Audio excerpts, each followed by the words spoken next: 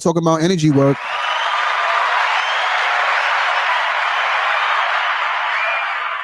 I'm about to bring my guy to the stage, our host, my boy Five. What up, my guy? What's poppin', my geyser? How are you, my guy? I'm good. I'm good. I'm good. Can you hear me well? Man, I hear you loud and clear. Can you hear me well? That's what's up. Yeah, I hear you. Let's go. All right. So, Five and I, we just came from a whole nother build, right? We just came from a whole nother build. Yes. And it was about race and things of that nature. I'm gonna say this to start it off.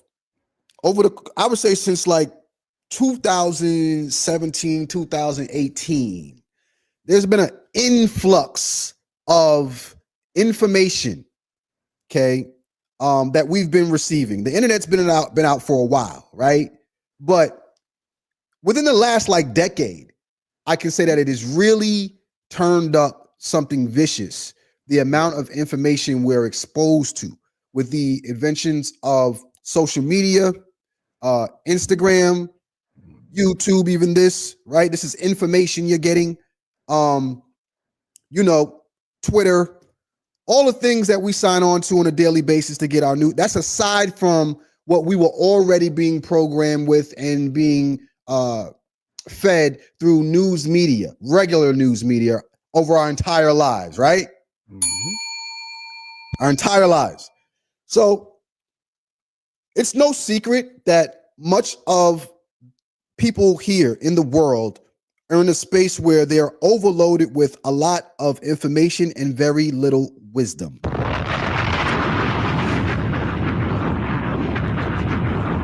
Lots of info, very little wisdom. And because of that, it has effects on the human body, on the human mind, on the human spirit. When one is unsure and uncertain of themselves or uncertain of their surroundings or their future, certain things happen, certain emotions and certain hormones are released. Okay, this is biological here, right? So today's show is about learning how to manage the energy that you're producing, learning how to manage the energy that you are receiving on a daily basis through information, through way it be personal contact, whatever it is that you're going through that is affecting your everyday life. Today, we're going to be talking about different ways and methodologies of, I should say, monitoring and managing that energy. Okay. So as special guests, we have, I'm going to bring up first, we're going to bring all three up and then let them introduce themselves and what they do. And we're going to ask them some questions and we're going to let them explain what it is that they do.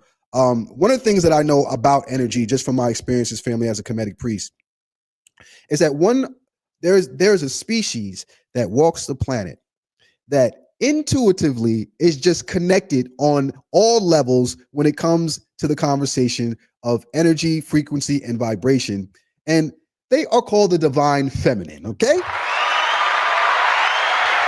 Fellas, learn how to tap into the thoughts of a woman when it comes to this subject matter, because from what I found is women have profound knowledge in this, simply because they just move in these spaces. They're kind of put here for that.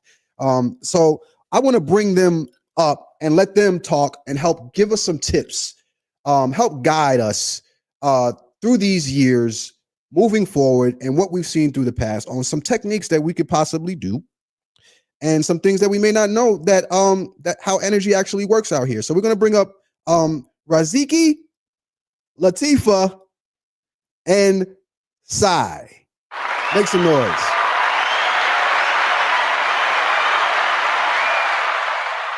So before I go in, ladies, this is Fifth. Nice meeting you, ladies.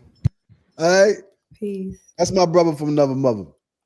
All right. So what we gonna do, bros? That I just partied. All right, cool. So we got fellas in here, we got ladies in here. This is a great, good mix. I love it when it's like this, so we can really get some good knowledge. So Riziki, you can go first. Go ahead, introduce yourself. Let us know what you do, and we're gonna start from there. Sure. So peace fam. I am Samafo Riziki-Zafira. Samafo is Tui for Messenger. I am founder of Akura Temple and messenger of Akura Tantra. It is a Anunian lineage of Tantra.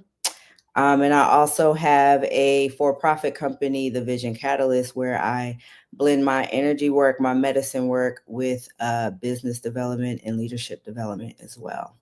And we'll get into my history and all that later. So thank you. And thank you, brothers, for having us all on here. I applaud y'all for welcoming space for the feminine to come in and provide what we Absolutely. Yoga Sai. Peace, family. Peace, family. This is Yoga Girl Sai. I'm also known as Abuta Shot. Jamar and I were our priests with from the Shrine of Ma'at. We also have our own spaces, as you can see, and our own mediums to connect with people. I started doing yoga over 20 years ago because I did not get into medical school, and I wanted to use a natural method to balance my emotions, right? And I had heard about meditation and yoga, and so at the time I didn't have the word energy. I didn't have that word. I didn't know that word, but that's basically what I was, aiming for. So meditation and yoga have changed my life, and it's something that I want to bring to our people. I just got back from a trip from Indonesia, doing a yoga teacher training there, and just every time I do yoga and I do meditation, I'm in that space with all that energy. It just it is a way that we need to mitigate our feelings and maneuver through this world. I do a bunch of other stuff, got other organizations, blah, blah, blah. We'll get to that when we get to that. So I'm just glad to be here. And I appreciate that we do have a good blend of masculine and feminine energy here dealing with energy. Awesome. Next up, Latifa. You're on mute. There you go. Peace, fam. I'm Latifa Foster, the CEO of Elevated by Love. Some of you guys may know me from doing the Lighthouse with Jamar.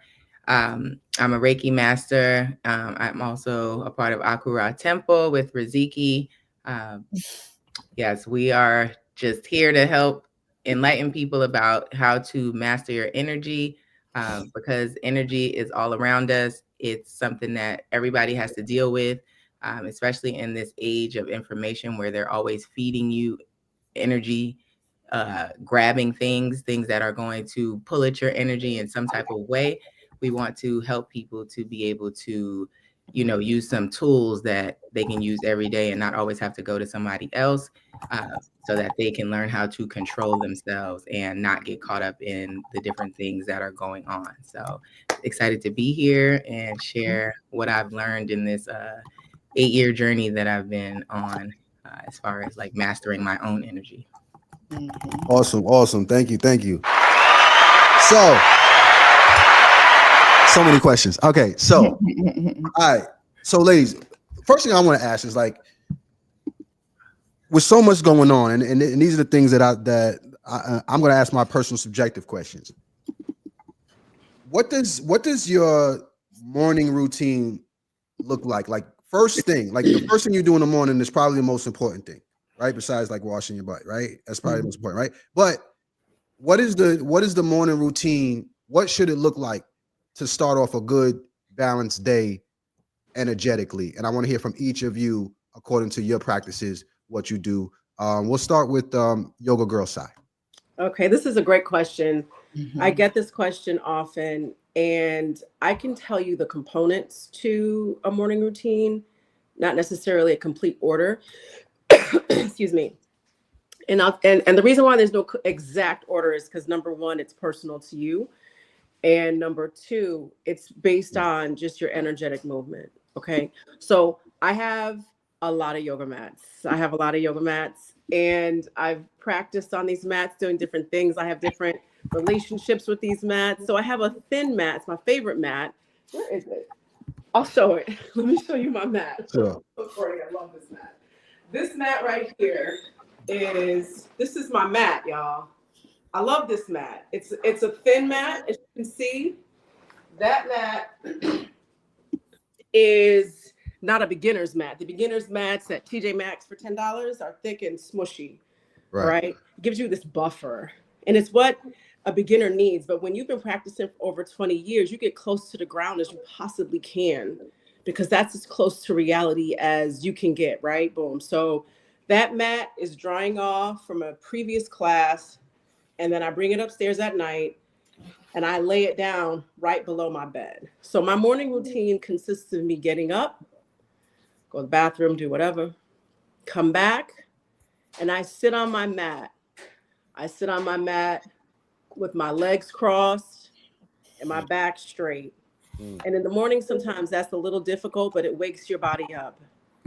And then I just put my hands on my knees. I hold them. I don't do a mantra. I don't do any of that. I just hold my knees and I breathe in my nose and out my nose. Okay. And what that does is that connects you to the space that you're in to interact with the environment that you're in. Right. So then I start to stretch. I might move my neck this way. Usually I go forward and back. I do this. I look right and left. I do my ears. And I do whatever movement that I need in the moment at that time. This is the part when it becomes a little bit more like personal to you at that time. But I sit down. I always do that. I move my head and neck. I breathe in and out of my nose, just kind of connect to my space around me. I'll stretch my head and my neck, you know what I'm saying? And then I start to move my body. I might stretch. I like to do deep lunges. I might, I don't know, go in the other direction. I might do a down dog. That part is personal to you at that moment because it depends on what your body is telling you you need at that time. Yeah. One of the things that is good about yoga and good about modern yoga is that it's telling you to move your body. The part that's missing is that you have to listen to your body. You have to listen to what your body needs in that moment. Sometimes I just sit still. I don't even know how long it is for. You know what I'm saying? I'll just sit still and I'll just breathe, right? Okay. So it consists of sitting down, stretching, moving. It consists of breathing. And sometimes I get up by an alarm, 5 a.m. My clothes are in the bathroom. I do what I got to do, put my workout clothes on, boom, I'm out.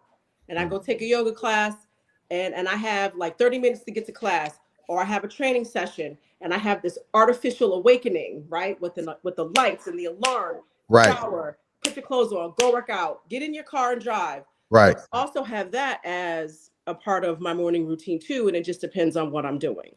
Okay. I definitely want to just chime in, not to stop your bill. I just want to chime in on that because what I find in the morning that like involuntarily, the information is pressed upon you, whether it be light information to wake you up, no matter what, it's there. So, the early morning, I feel like if you get a grasp on the early morning, the rest of the day kind of like rolls out better if you handle the mornings properly. Is that a fair assessment? Yes, it is, because what you've done is you've set your intention consciously and also physiologically. There's a physiological change that happens when you meditate. With practice, you're able to connect into your mind. You're able to connect to your body, to your breathing. You know what hurts. You know what feels good. The person who should know your body best is you. Right. You should know your body best. Right. And so if you're waking up slowly, or if you up at 5 because you have things to do by 5:30, right? Right. Then you can do either. I will say this: after my workout is over, I come home and shower, and while you're showering, I might take, like after I get dressed again, like a 15-minute nap, because I'm gonna keep it real with you. When I do hot yoga and when I train, I come home, I eat a little bit, I get sleepy, I get that quick little nap in 15, 30 minutes. But no longer, maybe like 20, because 30 be feeling too good. So 20, no, I'm going to keep it real with y'all. You get up and you get on with your day. And one of the good things about living in Connecticut, especially in February, the cold will kick you right in your eyeballs. Yeah. Right? Yeah. And you know what I'm saying? Like, bow, bow. So meditation and yoga is not necessarily so that you can be peaceful. Yeah. It's so you can be at peace. You can be still internally, you can have your mind on right. Have you ever seen people boxing and other people like and they just still Yeah, coming this composed. close? Nothing changes. They you can't shake Yeah, them. yeah, That's what your morning routine is supposed to do, because you're about to go out in that world where you got all kind of isfet, you got all kind of chaos, you got all right. kind of lies, you got all kind of anti this and anti that at you, and you have to be solid like a peaceful soldier. You ready, but you solid and still, Yeah, right? And so when you have the right morning routine, boom, then you got that. I have not had my morning routine for whatever reason, and I just be a mess the whole day until I say, "Si, listen, you a mess right now because you didn't have your morning routine, but you should know better than that to click into getting into a certain space so that you can save the rest of the day." That's another thing that's good with it. Sometimes it's not going to start the way you want it to, but if you practice it enough, you'll know how it feels, okay. right? Mentally, Yeah, spiritually, physiologically, yeah. and then you get right in it. So that's what I Major bomb, major bomb. So Sai gave us some dope practices that you can physically do, right? And also meditation that works a little bit more dealing with your mind, right? We're gonna bring Latifah up since you went last. We'll let you go now and tell us what is your morning routine look like for you? So for me, because I am a mom of a young child who, likes to play around and gets Major herself key, gets lady with herself ready children. when she feels like it. Mhm. What I normally do is I normally will wake up before she does, and I just kind of connect to my own energy before I start to do the morning routine to get her ready for school. Um, a lot of the times I'll just, put my hands on my own body and start to activate my own energy, connect with myself so that I'm in a more calm space to deal with her.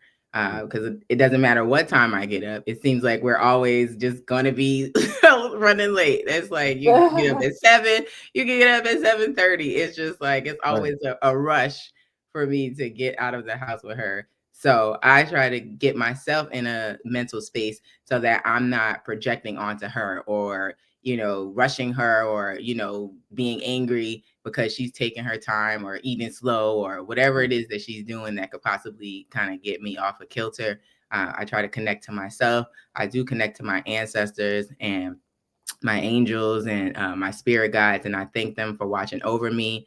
I authorize my ancestors and my angels to work miracles on my behalf every day so that when I do get to where I'm going, or if there's traffic or whatever it is, that I can get to where I need to go at a time that she's supposed to be there, because I do not like to be late with getting her where she needs to go.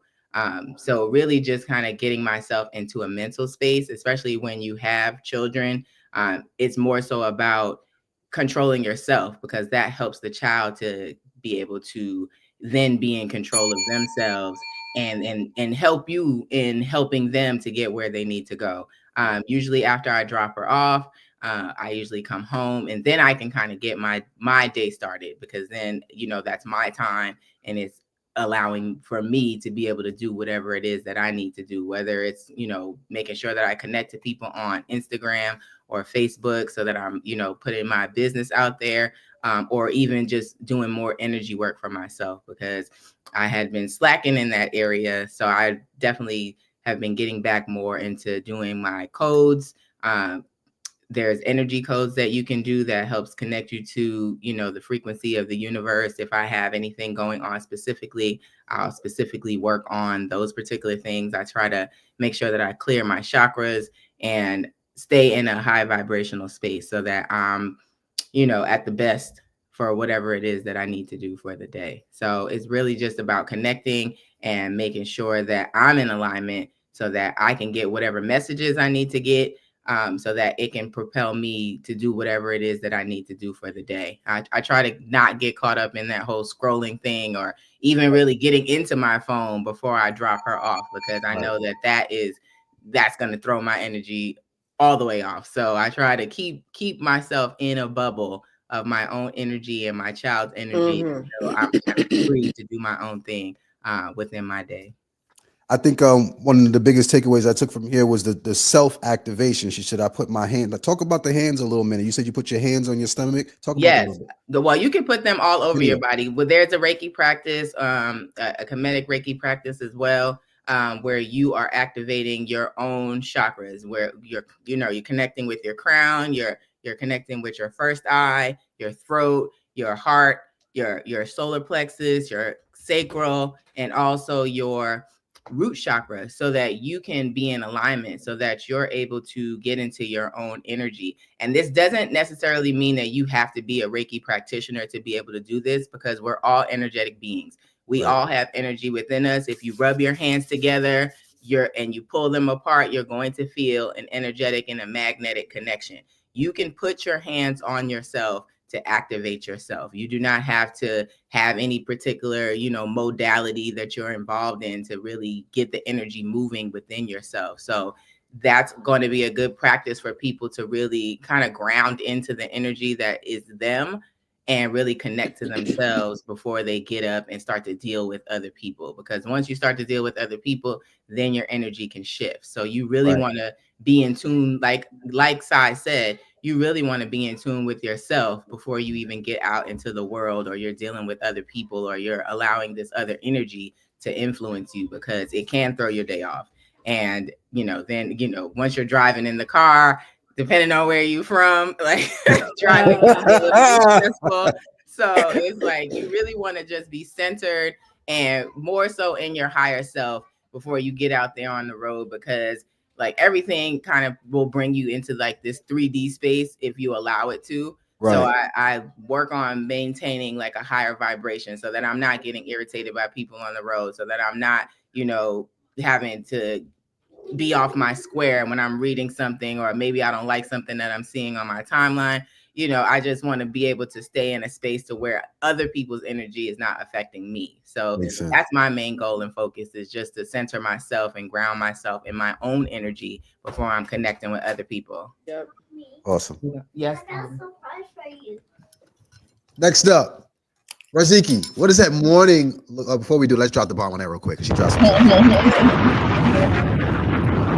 She definitely dropped some gems. Hey, listen, if y'all enjoying this, make sure y'all smash that like, heart button. Make sure that hit them fire emojis, all that. Share, hit the notifications button. We got 19 people in the room right now on my end. I don't know how many they got on their end, but I can see what we got. Definitely smash that button right now. Thank you. Next up, we got Riziki. Riziki, what does your morning routine look like for you? So, my morning routine definitely improved the more I got a chance to understand energy. And so, like, the first thing when I do wake up is like tap into that energy of consciousness and creativity, which is like, again, think of my ancestors and my angels, and really create in my day, like, what do I want my day to look like?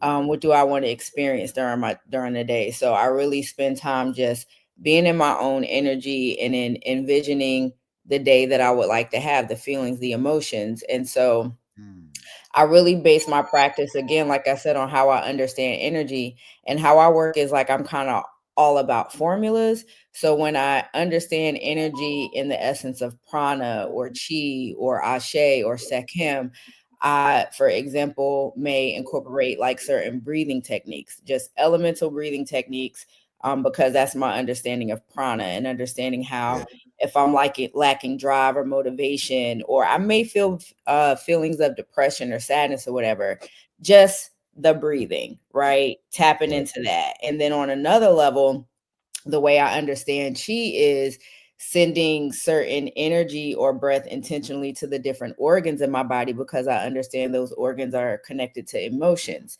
And so when you have, your life going through everyday things, like for me, I'm really all about this balance of my right and my left hemisphere. So yes, I'm a visionary and an oracle. And at the same time, it's important to know like strategy and logic, and just being a feminine energy. Anyway, I know the toll on how it could be on me when I'm operating in spaces that require a little bit more of my left brain, because I am a businesswoman as well.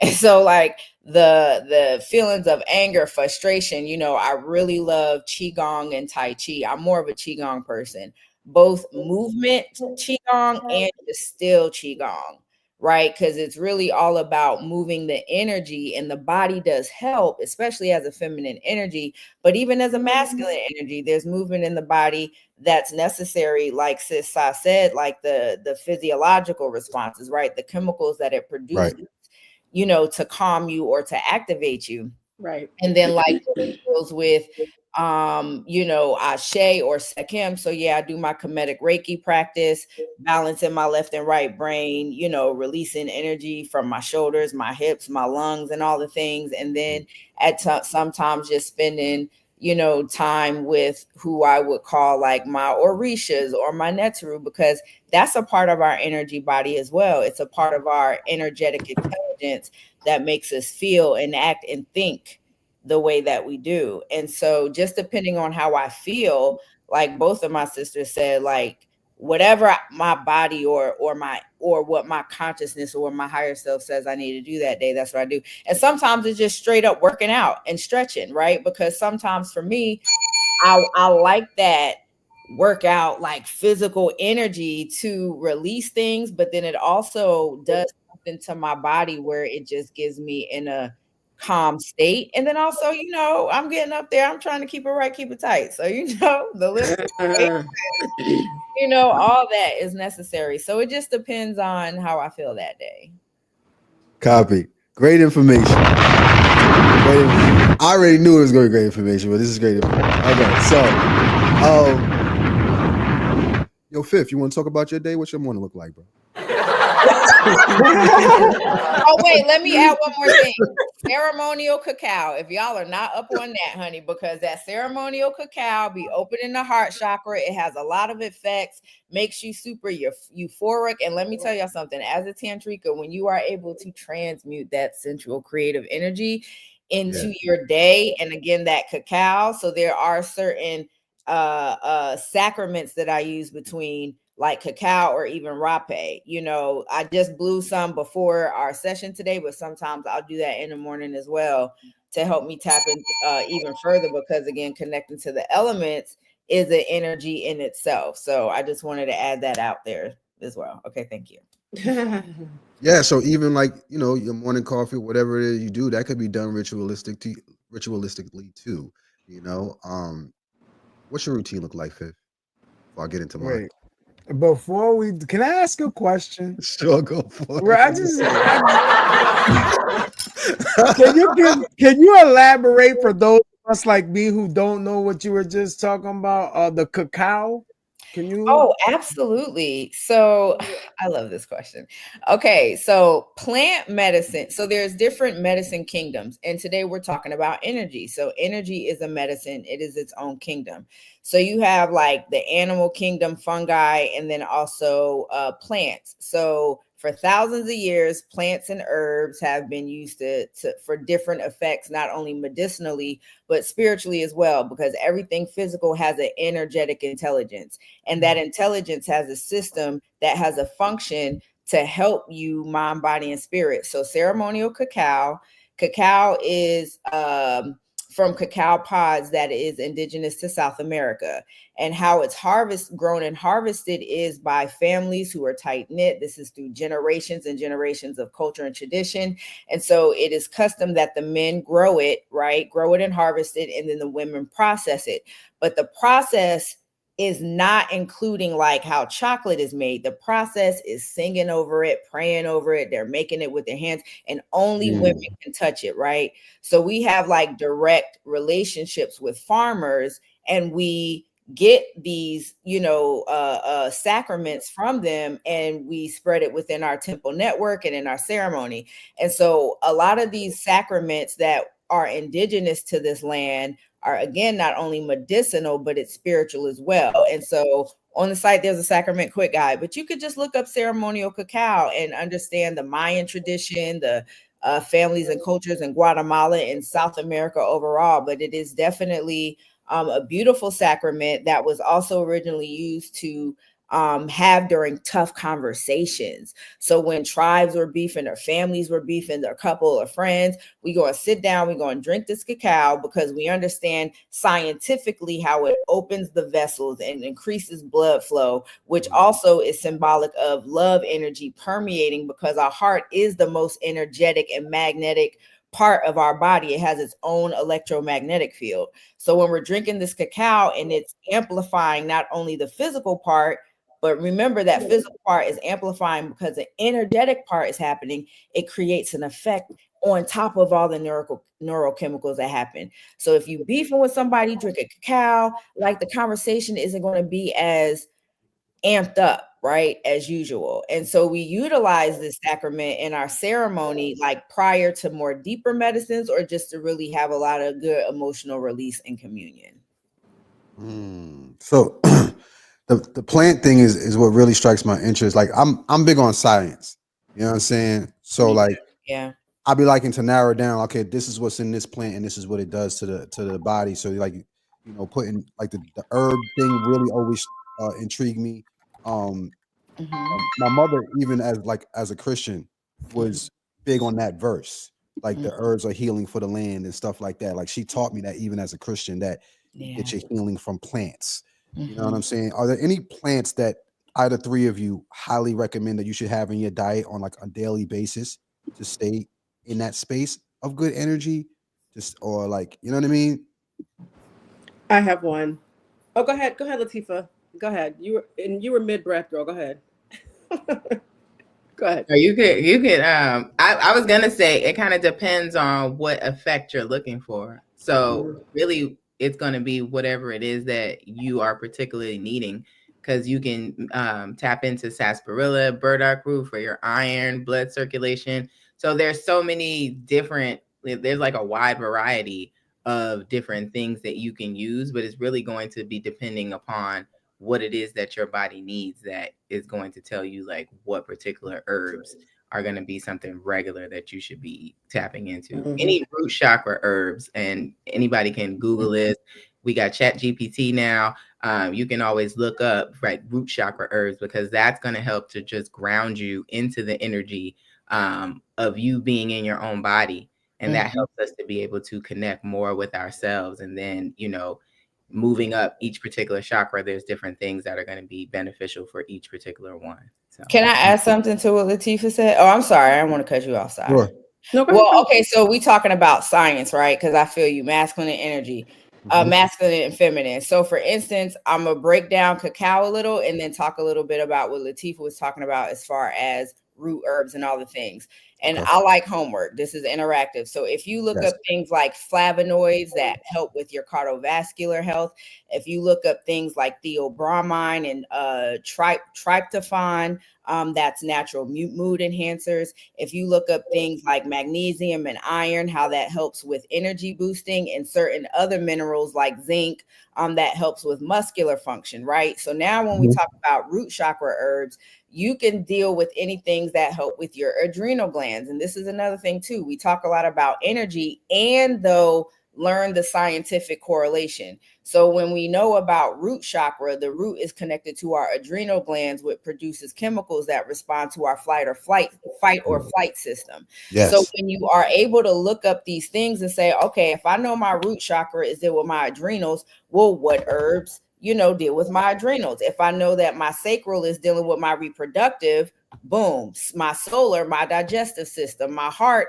my thymus gland, and my actual heart, my thyroid, my pineal, my pituitary, right? So there's all kinds of herbs, different herbs that have American names, as well as these same herbs that we know in American names that may have different names in India or China or whatever. And all of these things will contribute to the organ, which also responds to the emotion, which also responds to the meridian and the chakra and da da da da da.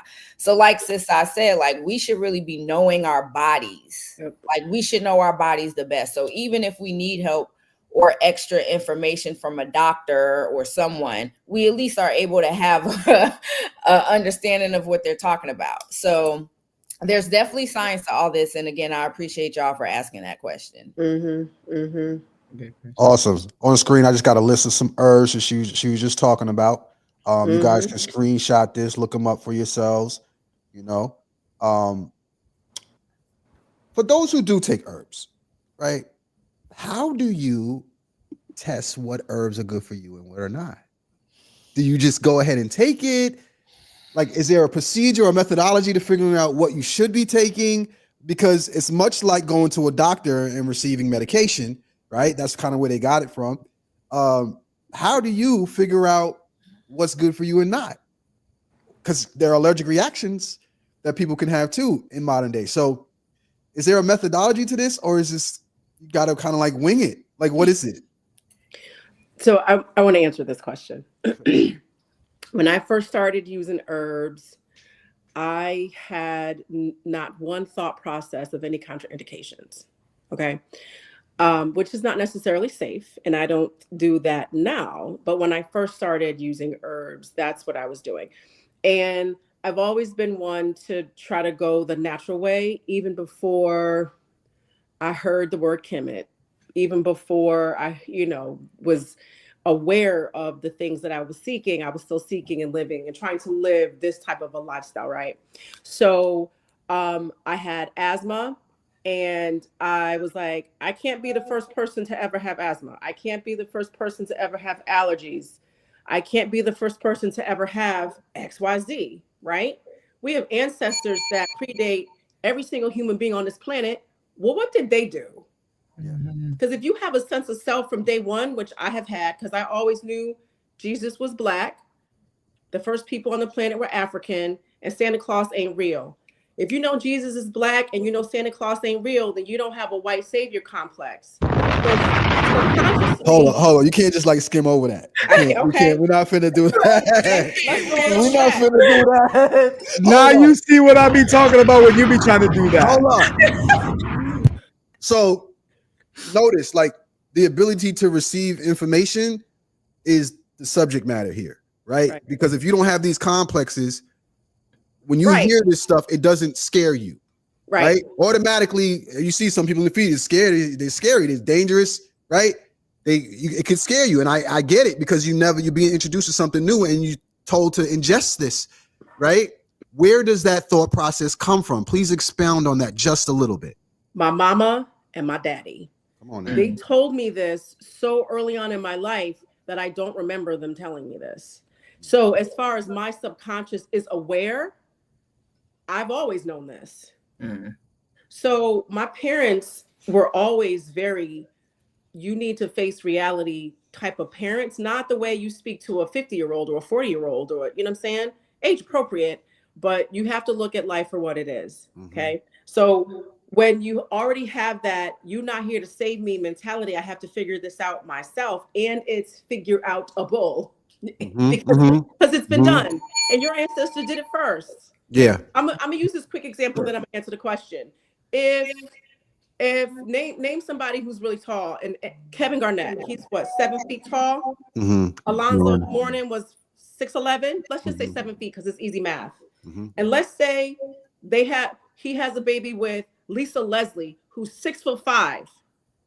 Is their child gonna be tall or gonna be short? Be tall, period. They got no choice. Is the girl gonna be thin or is she gonna be thick? Right, genetically. She's probably gonna be thin. She ain't gonna win no, Daisy Duke contest, but she gonna be tall because it's in your genes. So I grew up knowing that this type of information is a part of our culture, and you can just ask and think, and you can have that information, right?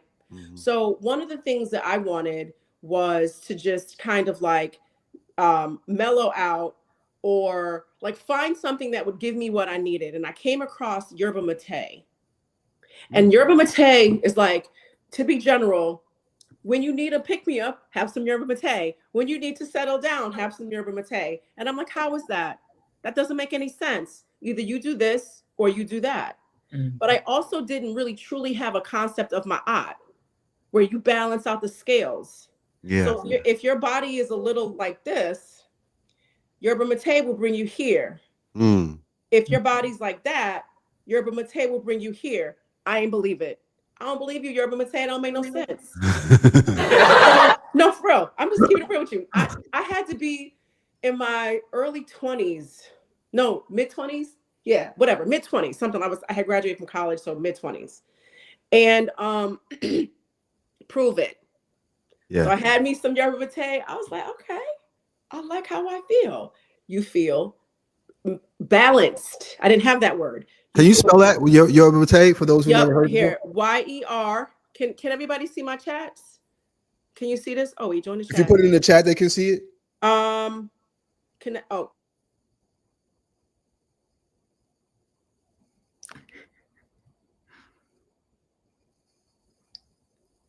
Because I think that's an important piece that she put in there. Because at first I thought she was I talking hope about a that's practice. This is it. an actual herb that helps to balance you out. I think that's major. Yeah, I hope that's Did we it. lose her? I hope not. We lose her. I think that's it though. What you were, Yerba mate. Yeah, Yeah. we get her back that's But up. what you spell it. until she comes back, I do like there is I think herbs kind of come to you naturally. Like because again, in my experience, it's all intelligent. I don't care if it's a non-psychedelic or a certain sacred sacrament you're supposed to work with. I think it just comes to you, become more curious about it, and then naturally you start to do research on it. And then yeah, your body knows, you know what I mean? And just utilizing that consciousness of listening to yourself, because that's what our ancestors did. Like they spent thousands of years. Like now some people got messed up, right? But that's how they learn, like, okay, don't take that Right. dose. You know what I mean? And like she said, it's like a remembrance. And if we know the term epigenetics, like that's a real life thing That's to real. where Yeah. it's information and experiences of wit and wisdom of knowledge that's in our cells, that's in our bones, that's in our DNA.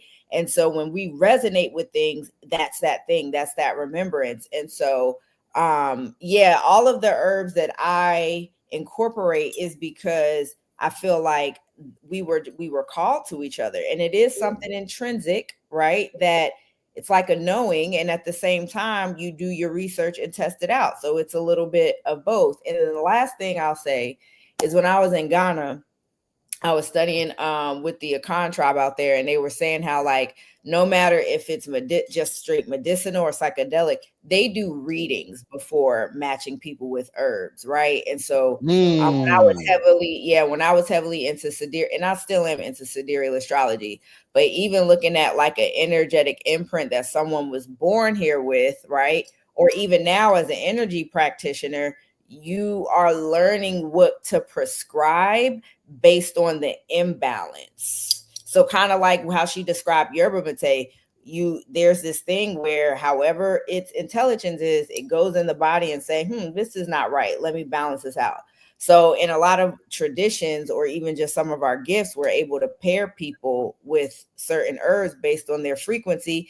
And more importantly, we tune into it for our own selves. And it just gets louder and better the more you connect with you. That's major key. Major key. Because, I learned, this is what I learned, and it ties a lot into what you guys are saying here. During 2020, when vibes got super crazy, it was a culture shock for many of us. During that time is when I started to plant my garden. And my sister, who's a priestess as well, she's the one that helped me build my garden. And she said, in terms of sickness, she's like, don't worry about nothing. She said, just make sure when you're in your garden that you're doing it and you're doing it barefoot. Right. Now, this is my first time like dealing with like me planting my own herbs. I was planting everything. My garden was crazy. I need to bring some pictures up. I'm gonna show y'all a little bit later. My garden was crazy. But in any case, she said, if you keep working in this area with your feet bare, she said, your garden will produce for you the herbs that you need. She said, the human body has this relationship with plants and the dirt, this type of affinity. And when she said that, it started bringing off mad bells in my head. Like I said, because why, like when I dig my hands in the dirt, my nails seem to flourish and grow. Like weird stuff, like my body wants to be dealing and wants my hands in the dirt. Like, why is that? You know what I'm saying? And even as kids, when you look at kids, how they naturally just want to play and just go in the dirt and just, you know what I mean? And play around there. There's some sort of like, I don't know if it's like the dirt is like our secret sauce or something like that. Like we supposed to be in it more. You know what I mean? and the body is going to respond to us some way, shape, form, or fashion by doing that. And in this case, it was herbs. All of a sudden, I started growing dandelions all through my joint, like, and then I did the research on, okay, why dandelion root? Like, what does dandelion root do? You know what I'm saying? Like all that. So, you know, what y'all saying is right in alignment with what I've been told, you know what I'm saying, even from around other different people, you know, about herbs and things of that nature. But I just want to make that point. I think that was a good point that y'all made. It was dope. Super dope. I want to say something. Sai is backstage. Get Sai back in here. She's back. Yes. Hey. What's up? What's up? I was doing too much. Yeah, I'm gonna let you go. I'm gonna find these pictures of the garden and stuff like that while y'all build. Go ahead.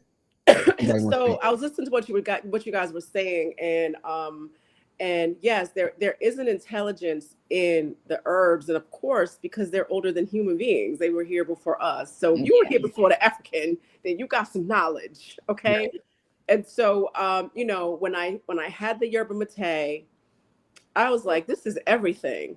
I loved it, and that taught me a lesson, not to doubt the herb. How you gonna doubt the herb, Sai? Like, come on. You're seeking the answer, and here it is, and then you're gonna doubt it.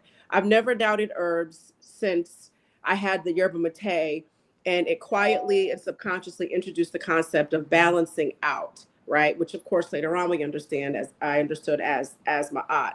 So I use that herb. I use that for my tea in the morning. The tea depends on when I'm working out, if it's in the morning or if it's in the afternoon. But in the evening, I like to have tea. I have a big dumb cup of tea with a nice thermos that keeps it super hot. And so at night, sometimes I'll make a big like container of it and leave it overnight. And then in the morning, it's still warm. And it just feels really like comforting. And it's yerba mate with the honey. And I have other herbs that I put in with the filters. And it'll be whatever I need. If I'm feeling sick, I'll have my ginger, turmeric, cinnamon, cayenne, cloves. I'll have that in there. The whole cloves, whole cinnamon. There's another whole one that I'll have. Out where I live, we've got dandelion. And of course, dandelion is good for you. You know why? Because they say it's a weed and they say that it's bad and they say you should kill it. And you should always if you just do the opposite, you're going to get what you need. I have wild mint that grows. I pick the mint. And so like, these are the things that sometimes you need. So, you know, you just have to listen to what your body needs. And then once you start using 2 or 3 different herbs, then you kind of understand that family. Then you should do your own scientific research on like what clusters these particular herbs. So you get familiar with this cluster, and that's kind of how you get reconnected to herbs. For me, I know my family on my dad's side goes back to Georgia. On my mom's side goes back to North Carolina and Virginia. And my next step is to keep digging with the documents to find the herbs that my literal relatives use. We need, as Black people, especially if you're Black American and you can do that here, go get on a plane, go find your oldest living relative and have a conversation about what they did out in these fields. If your family is in the Caribbean, go take a plane and go do the same thing.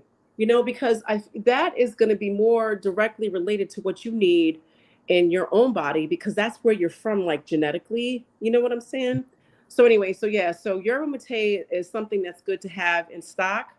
And I bought some loose herbs by mistake once, but I realized it wasn't a mistake. And so all the herbs I buy now, I try really, really hard to get the loose herbs, and you get to touch it, you get to smell it, you know. Yeah. You get to put your hands on it.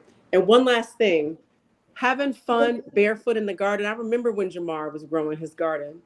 I absolutely love walking around barefoot. When I was a little kid, what little kid, like he said, what y'all was saying, what little kid doesn't want to run around barefoot? Right. Climbing trees, just touching earth and touching nature, not the concrete and like, you know, not that, but the earth.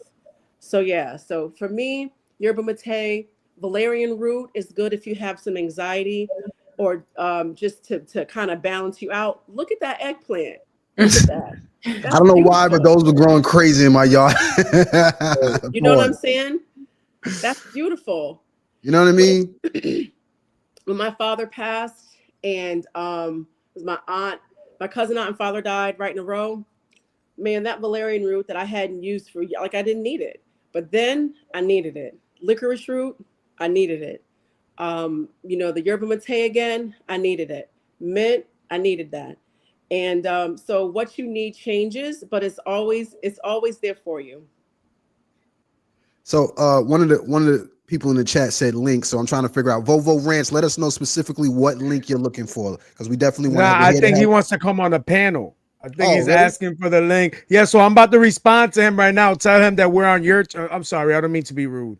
Oh no, it's all So, good. You can square it out. so let me address the people that's watching in my chat. Salute to everybody in the chat. Hit that like button. So I'm actually on Jamar Milton's panel, and I'm streaming this to my channel and on my Facebook.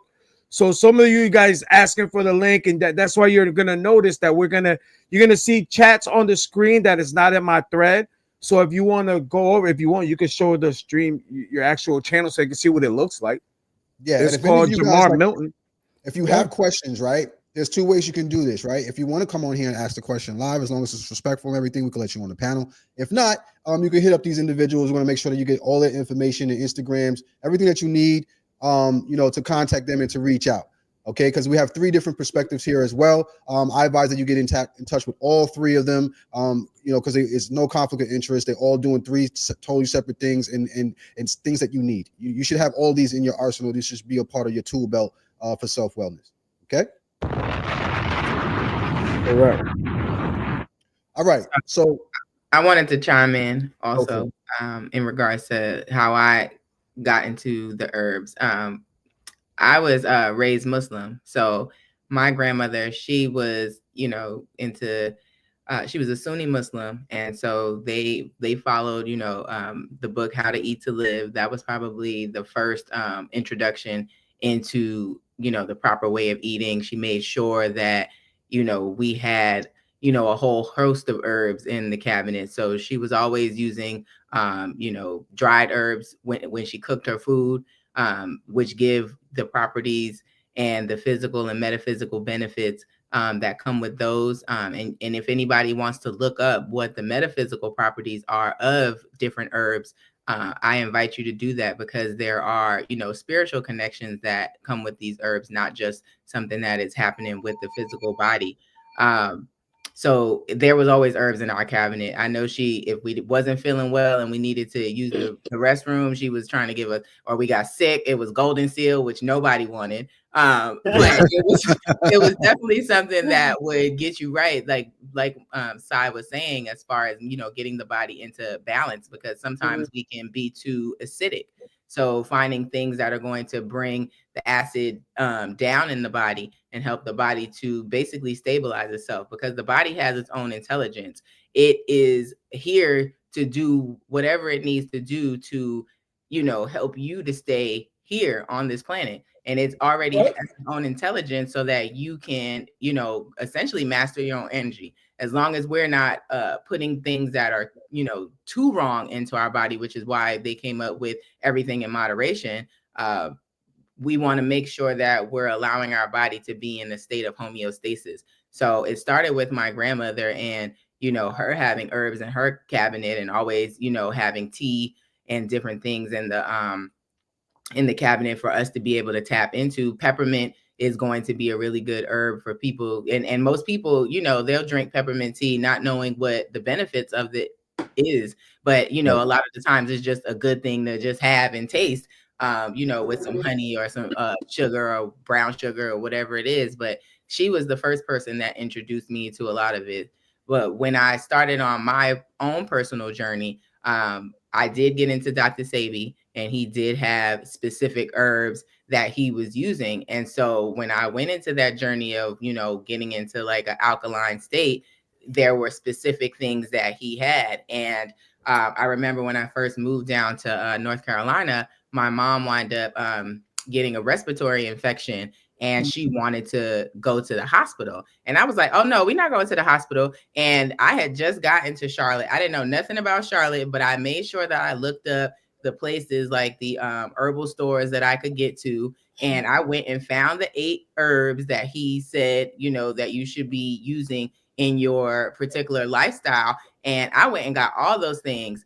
And I made a tea for my mom. I put all of those things together. I made sure that she drank that.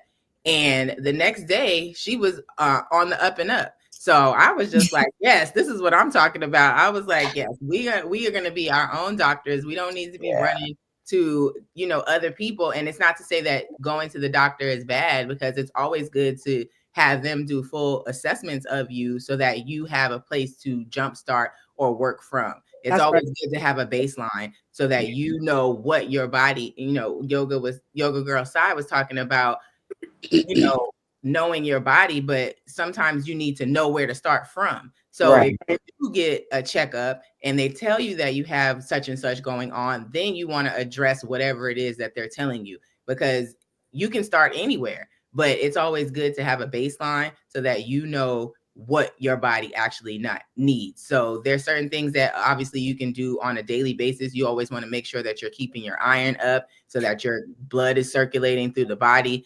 And you're not having the effects of low iron, being cold, and just having whatever different things that iron deficiency cause. But you always want to make sure that you have a baseline. So going to get checkups is going to be the best thing. And I also like to do intention setting and putting your energy into whatever the herb is that you're using, because there are quote unquote, dangerous things that can happen, but intention is everything. We have to understand how powerful we are. We can sit and send our energy to whatever herbs that we're using and give it whatever intention we want to see the effects on the physical side. I don't think a lot of people really understand how powerful, speaking over your herbs, just putting your hands over your herbs and really giving the energy that you need into whatever it is that you're consuming. And that goes for food, that goes for drinking, that goes for anything that you're involving in, because, we like to go outside and go to restaurants, and, all of these things are picking up different energetic frequencies. And then we're consuming these particular things, and that's also throwing off our energy. So when we think about, the Christian background, or even if you were Muslim or whatever particular religion it is that you were under, there were different practices that you did before you even started eating. So saying your grace, and that's a form of putting your intention into whatever it is that you're about to consume, giving thanks to the elements and to the higher, gods, and whatever it is that you believe, or the Most High. You want to give thanks for what it is that you're getting ready to consume, and ask for the protection that you need from whatever it is that you're consuming as well. So that I think more than anything, that's something that we need to get back into practice of, because I know that when we leave certain spaces, we want to just throw the baby out with the bathwater, but it's right. Incorporate all of those things and still give it your own energy and still be able to get the benefits of those particular things. So and I just wanted to add too, thank you for that, Latifah. I want to piggyback and really talk about the tool that I shared before about, if everybody could just pick a herb, a simple herb, right? And you talked about peppermint, and I put a comment earlier about putting seeds in your mouth before you plant them. So when we talk about hold on, say that again. Yeah. Hold on. Get him, girl. I've never heard this before. Listen, the hape is hape. I know what it. Yes, listen, do this. I've heard this before. What she's gonna say. I've heard this. Before, I can figure let me break this down. Okay, break it down, please. So the more we get to know everybody, I really love spirit and science. So let me tell you the science, okay? Yeah. So for those of us who may have heard of the experiments, Dr. Miyamoto, or I forgot his name, some Japan scientist, he had 3 glasses of water. And mind you, we talk about plants, and the first element that's the oldest is water, rather it be cosmic water or physical water. So when he had these 3 different glasses, he spoke nothing into one, negative words in the other, and then positive words in the other, right?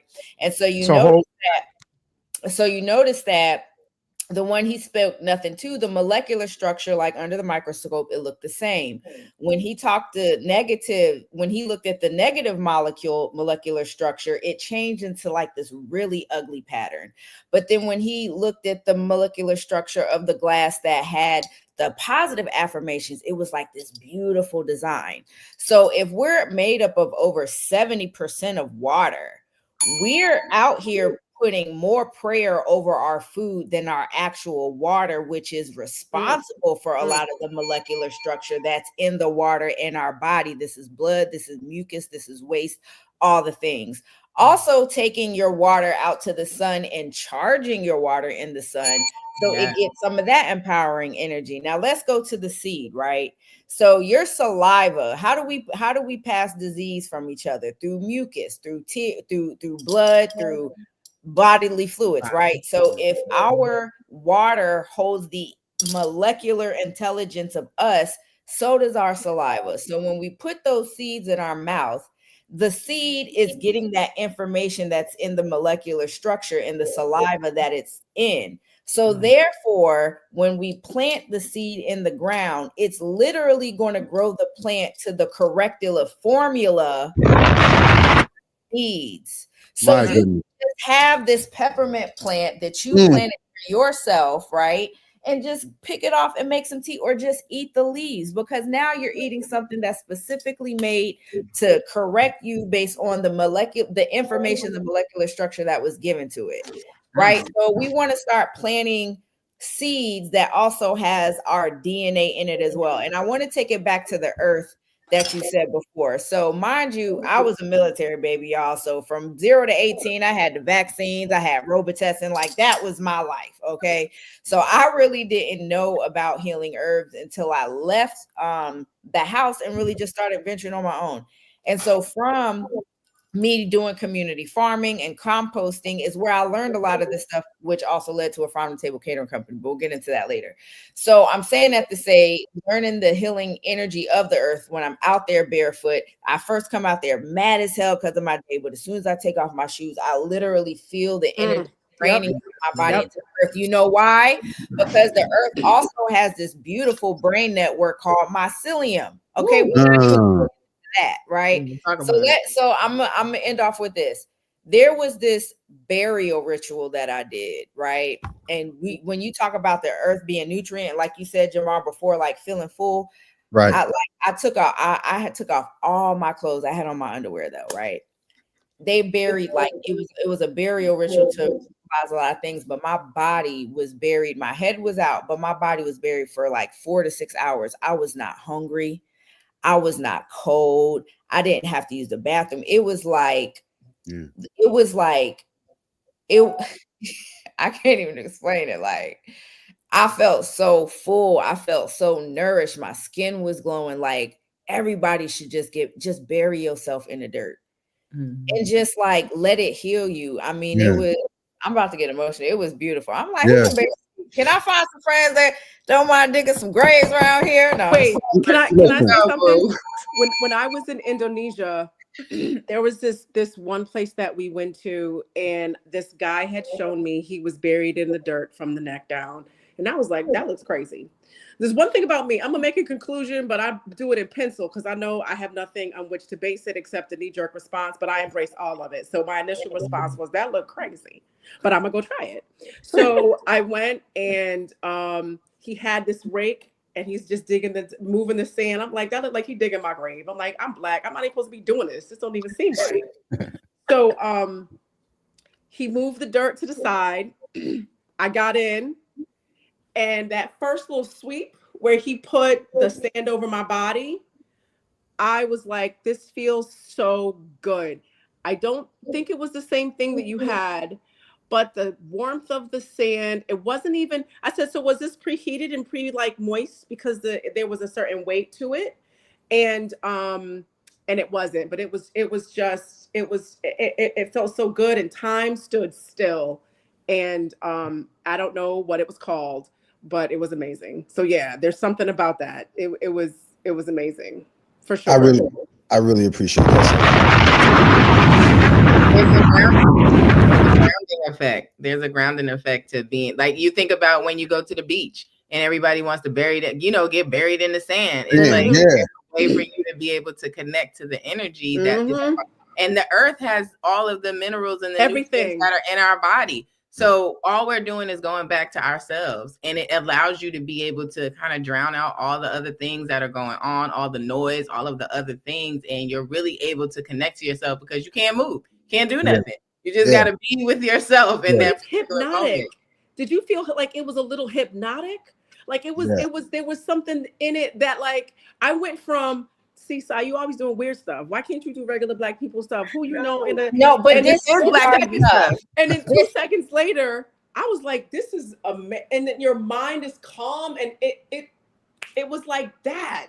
It's because of okay. So now, see, I don't even want to go here. Okay, listen, go there, girl. The mycelium is connecting to your intelligence. So first, are we aware of what mycelium is? Right? Let's break that down. Break it down real quick. Put us on, please. Nobody behind mycelium. This looks like a certain kind of mushroom, but I'll just say me and mycelium are. I love our relationship. So the same way we have a nervous system. If we took our spine out of our body, we got all these cords and whatnot, right? And those cords is what send messages to say, hey, liver, do this, heart, do that, blah blah blah blah. It's like a it's an information highway. So what happens is the trees and all the plants and all these things, they have their own mycelium network. So if a tree over here is dying or lacking nutrients, it communicates these signals to the other trees through the mycelium network. And the mycelium network is like, okay, we're going to transfer these nutrients from all these other trees to this one because we're trying to save the homie, right? So that's right. It's this network, it's this communication. So then when we put our own bodies that got its own mycelium network called the nervous system in with the natural original brain network, we communicate. And sis, this is why you go into a trance.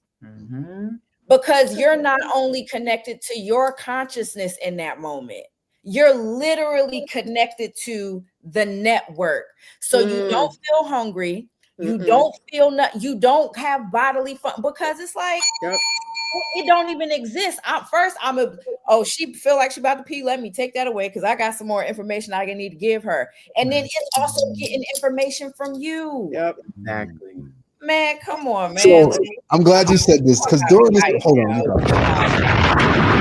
Fire. Because I was like, what's going on with my body? And you just answered the question. I'm literally sitting here as you're saying this, right? I literally have 4 seeds in my hand, and these seeds is from 2020. I've been holding on to these, and I'm like, yo, when I plant these, it's gonna be a certain land that I'm gonna be in when I plant these. You know what I'm saying? But you just gave me something. They sit on my desk, like right here, like they don't go anywhere. These are here, right? What I also learned during that time of acquiring these things was, and when she's talking about mycelium network, I have a brother, my brother Danny, he's my herbalist, and she's speaking about what we call the mushroom kingdom. Right? And the mushroom kingdom is kind of like the epicenter, which is responsible for all of the community. This is literally how he broke it down, exactly how you saying it. He was like, the mushroom kingdom is like the powerhouse, and it helps all the different herbs and plants communicate with one another.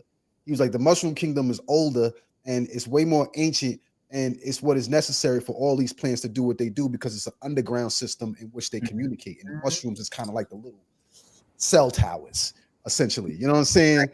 So by us taking it, like we're getting that viewpoint or that vantage scope of everything that's going on versus just like one little area. It's like, no, the reason why you're feeling this way is not just because of this one thing, which is European science. They like to attack the symptom or just whatever you're feeling at that moment in time versus the actual problem. You know what I'm saying? So I find that like the mushrooms heal the overall problem, the root cause of what's going on. When I had COVID, I took a mushroom blend and it knocked it out within like an hour. I didn't tell anybody, but that's how my COVID, when I had COVID, my boy made an herb with mushrooms in it, and it was about this big, and it tastes great, by the way. But in any case, it was a shot, and within an hour, everything that was inside of me that was heavy, everything inside of me that was causing me to have this sickness and disease and these ailments was beginning to sweat outside of my body, and I was done within like an hour of taking. Wait, Just can I jump in? Can I say, because yeah, I remember that time. remember right? And like we would be on the phone, and he would just be like, "Oh my god, like yo, what's going on?" No He cap. took that. He took that. He was like, "Yo, Sai, I don't know what's going on. Oh my god, I don't know what's happening. I'm in the gym. I feel like I'm 22. Oh my god, this was great." And I was just like, "Yo, whatever that is, I don't even need to know what it is. You don't know. We both don't know. But I know I want that." So yeah, because like it didn't just take away the COVID. It healed whatever else was going on that I didn't know was there. Jamar was feeling himself, y'all. He was I felt better than before I had COVID. Is what I'm trying to say. Exactly. You know? Can I chime in? Is that all right? Yeah, sure. Go ahead. Yes. So now I want to sum up a lot of what everybody's been saying. So now give you words to identify with. When you guys are talking about walking in your gardens and in your dirt, you're talking about really grounding, like it shows in the picture. We're all energy fields. It's coming in. So now, like the lady said, when you put these seeds in your mouth, now your DNA is in the seed going into the earth as well as your energies. So like the other, like one of the sisters says, she wakes up and I believe she goes outside. It helps the grounding because you're releasing the energy. You're getting one with source. You're getting one with the realm that you're on. This is all part of you. This is you. Regardless, once you identify with it, it makes it a whole lot easier to come to the realization. Like Jamar was saying, he was sick, right? And he took the mushrooms. Now, mushrooms, what do? At the right amount, mushroom opens that gateway between the conscious and the subconscious brain. So now your subconscious is a lot more powerful than your conscious brain. So your subconscious will know what's going on with your body and it'll rearrange that for you. Because like we said, a lot of these foods, a lot of the stuff we're taking in our bodies is what's affecting the mind. Because like the sister said, when she was buried from the neck down, right? This is how you know that you are not the body. This is how you know, because she's like, I'm in there so long, I didn't have to use my bad. Go ahead, drop them bombs, bro. No, we got to drop them bombs. We got to see when you listen, man. Hold on. Let me look at me. This when y'all know y'all about to say something crazy like that, just pause right after. Just let us marinate on a minute, because some people are coming in here and they brand new. They ain't never heard none of this before. We don't drop words like mycelium and all this. All right, so when y'all say something like that, just let it marinate for just pause for half a second. That was crazy. What you just said. I wasn't even expecting that, Fifth. You surprised me on this one. I didn't know you was into that. You'd be amazed, my guy. You definitely be. And you know what's the real talk? Everything. Wait, I gotta know. Are you Boricua? Yes, he is. See, come on. You know this thing. You know, Papi. You know. Tap in. Let me ask him, you know, what herbs, you know, culturally, like the flag on already. I know, right? That going on, you know what I'm saying? Not the legal ones, all right? The laugh chat. So what if some of the best medications is the reason why they made it illegal? Right. We already know the answer to that. Yes. Right. So like with this, like you guys were saying, how you guys were buried under the ground, you're becoming one with source. You're going back. Because some people say that we are pure energy, and hunger is like you being hungry, that sensation is like a side effect of eating, like you're addicted to eating. Because some people say you eat once a day, they feel better, right? Now we're gonna switch up real quick to biology, real quick, just for a moment. They say that after about 36 hours to 46 hours of no food, a lot of your cells start to heal on their own. Yep. That's now, right. You combine that with your grounding, you're at a whole nother level. Go ahead, my bad. No, you're good. No, it's called autophagy. Your body will literally eat the bad things that are in your body so that it can heal and get itself back to, again, homeostasis. We got to understand that we're connected to the all, but that's if you want to be connected. There's a lot of this stuff is so that we're not connected to what's actually going on. We're all able to tap into this universal consciousness if we allow ourselves to be there. But with all of this information, like our thing says, in this information age, it's all pulling you from being able to connect with your higher self. This is why you get thoughts in your head that you weren't thinking about. This is where the quote unquote downloads and things come from. But if you always have something playing in the background, if you always have some noise, or you always have something going on, it's harder for you to actually hear yourself. Yep. And being preventative instead of reactive. That's another thing. Like the Western culture, like you got cultures from young. Like as soon as the baby come out, they getting spiritual baths, they getting massages, they getting certain things because they already understand how the brain is developing the minute that they come out the womb, right? And so now we as adults, and I understand life be life in, and at the same time, we have to be more. Oh, girl, don't talk about ayahuasca, child. That's girl. Look, don't let me get out the toolbox.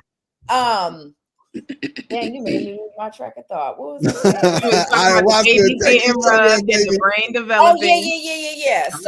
Oh yeah. So now y'all, we're in a state of we have to be preventative. We already know what they didn't try to do with the vaccines and what they doing with our food, right? So let's be preventative. Let's not wait till we get older and heart disease and obesities and all the E's and disease and all that. Like we got to be preventative. So there are things you could do daily, teas, practices, food to just prevent things. The fasting, like how many of us really intentionally fast? Like if you know you've been going in for 90 days, man, take some weeks off. Like, you know, preventative. Because yeah, so ayahuasca, we're gonna come back around that when you ready.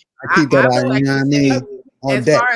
As far as the fasting goes, because I'm also into human design, and some people's bodies are not preferable to fasting. It's not something that your energy body needs. So that's why I'm a practitioner of everything in moderation. You know, your body is essentially going to tell you, and that's, I think, the key thing to mastering your energy is being able to listen to the body cues, because the body is the last form of information, in a sense, that is given to you, because there's so many like outside, like we don't see these energetic bodies that are attached to us. But the same way that you have the chakras in your inside of your body, you have basically chakras that go out into the, you know, into the omniverse. So being able to get the information when it's up here before it actually comes into your physical aspect is going to also be key. But sometimes you have to learn how to tap in with that particular energy. But being able to take those body cues when you have a pain or you have a twitch or your lower back hurts, it's like, let's look into why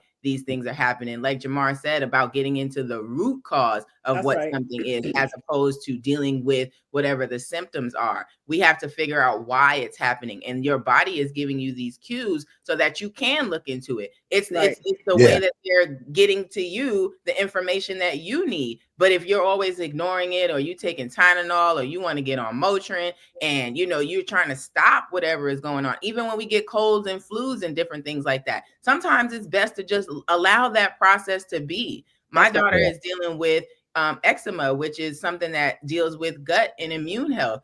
And she wound up getting a staph infection. And the first time she got a staph infection, it was really bad. And my mom wanted to take her to the emergency room. So, but you know, kind of to satiate her, I allowed her to be taken to the emergency room. They kept her, they gave her steroids, which steroids break down your body completely. Like they're literally taking away all of your natural functions that are here to protect you. And it's opening you up to all kinds of other things that you're going to now have to deal with. And then your body is fighting the actual steroid, because it's like, what is this foreign entity that you're putting inside of me that is not supposed to be here, that is messing up your natural equilibrium? And it's going to have to fight that plus whatever was going on with you. So this time my daughter went to a rec pool and wind up getting a staph infection again. But what I did was I allowed her to get energy work done and getting to the root cause of what her body is actually saying, because there's also kinesiology that you can use to be able to hear the messages. There's questions that you can ask your body, and the same way people do muscle testing, your body is going to tell you whether something is good for you. Okay, should I eat this? And if you holding your arm out and somebody pushes your arm down and your arm is going down, that's a weak response. Anytime you're standing strong and your body is like, no, this is what I need, it's going to hold strong. But we think that we're supposed to have certain things, but your body is just like, you have to listen to me. So being able to hear those cues, and then when you do get some type of dis-ease in your body, allow that to express itself. Allow it to go its full cycle so that you can let go of whatever is trying to release from you. We're always trying to stop things instead of allowing it to progress. You know, we don't want to let things get too far, obviously, but sometimes being able to just sit with certain things, allow those messages to be able to come through. That's the biggest way that you're going to be able to master your energy, is allowing the messages to come through, because this is what we need. We need to know what's going on with us, and everything is not for everybody. We are all unique, energetic beings. So this person taking a mushroom, or this person doing ayahuasca, or this person doing mushrooms, it's not for everybody. That is right. You have to know exactly what is for you. And first ask yourself that we don't ask ourselves any questions. We decide, okay, this is what I want for my body. I'm about to have this burger today. Maybe your body don't want a burger. Ask your body, does it want a burger? And if it says, okay, we can eat this burger and I'm going to process it fine, then yes, do that. And also being in a certain space of when you eat your food as well, like being happy. Hey, even if you eat some bullshit, just be happy that you eating it, and say to yourself, I know that I'm going to be able to process this out. I'm not going to have any of the negative effects of whatever it is that I'm eating. Learning to master what's going on with you, but also listening to what the information is and the energy that's coming through is going to be the biggest way to help you to figure out what is best for you. I'm really big on making sure that people understand that you are authentic. It is important for you to know what is specifically for you. You can try other things that other people said, like Dr. Sebi got a whole, slew of things that he says to eat. You got Dr. Layla Africa telling you that you can eat this, and the other person is saying you can't eat that, but it's really about what is for you. So really getting back into yourself is going to be the best thing to be able to move you forward through anything in life. Because what happened with the homie is not going to be what happens for you if you take the same thing. So really getting into yourself is going to be what helps you to be able to be progressive and really be at your highest good, because that's where we want to be. And I just want to kind of just say something real quick. So the fasting part, and I'm so glad you brought that up, because fasting is necessary in all realms, not just what you eat, but what you listen to, what you watch, who you're around. Yep, who you be around. Everybody got to fast in a way. It may not be for food, right? But fasting is important. And even, and I'll give a quick example. Two that's really combined into one. There was I do complementary charts, right? So some people call it compatibility, but compatibility to me is just how do we survive together, and B, it's a complement is how you thrive. And I've literally witnessed energetically and physically people being together, and you talk about that phrase, man, they make me sick, literally making you sick. Whereas being around certain emotions that lead to a dis-ease, because either a combination of your energies are irritating each other and you may not know how to process emotions. Even the fact where there was a recent case where, certain seizures were being triggered, and the more that they were not around that person, it subsided. Right. So being around people who don't encourage you when you got big dreams, but they think too damn small, fasting from them mother flubbers is necessary. If you watching a lot of violent programming on TV and then wondering why you angry, fasting from them shows is very necessary. If you too much in your feelings and you got these jacked up views on relationships, watching movies about men and women hating each other and romanticizing, about managing energy, please know fasting is far beyond smoking weed. Let's talk about that. Let's talk about it, okay? Because I know for me, I be backsliding like a mug, but my body be saying, hey, listen, man, sis, listen, you got to chill out your lungs. You got to think, you got this to handle, that to handle. Fast from the weed, yo. Like, okay. I did a 30-day fast just before I went to Egypt, and when I tell you that thing did wonders for me. Was it 30? It might have been longer than that. I'm on 45 days right now. Yeah, I was rocking pretty strong. I think it was more like 3 months, but in any case, it did wonders for me in terms of my clarity, in terms of fog. And then also I switched, I stopped smoking indica and only smoke sativa. So a lot of people just smoke whatever weed, whatever comes their way. You Right. got to do the knowledge on what you're smoking. You know what I'm saying? Like every herb ain't the same. All weed ain't the same. Some brings you up, some brings you down. Just like all the different herbs that we discussed here today. Some of these are going to bring you up, some of these are going to bring you down, some of them bring you left, some of them bring you right. You have to figure out what you need in that moment, to provide balance. But ultimately, it's for grounding. So like the brother was saying when Fifth was talking about grounding, I want to show y'all a little bit of science here, so y'all can see for yourself what grounding does. I do this regularly. Like when I find myself, like if I have body aches or anything like that, especially during the spring and the summer months, I'm really quick to go outside, take my shoes off, and just go sit in the grass. And within 15 minutes, you'll find a lot of ailments that you have as far as muscles being sore, or you just wake up, maybe a crook in your neck, whatever it is, you'll find that sitting outside and grounding yourself just 15 minutes in a day it will take away 90% of the issues that you have. And there are studies that have been done on this. This is not just something like a one person just studied it.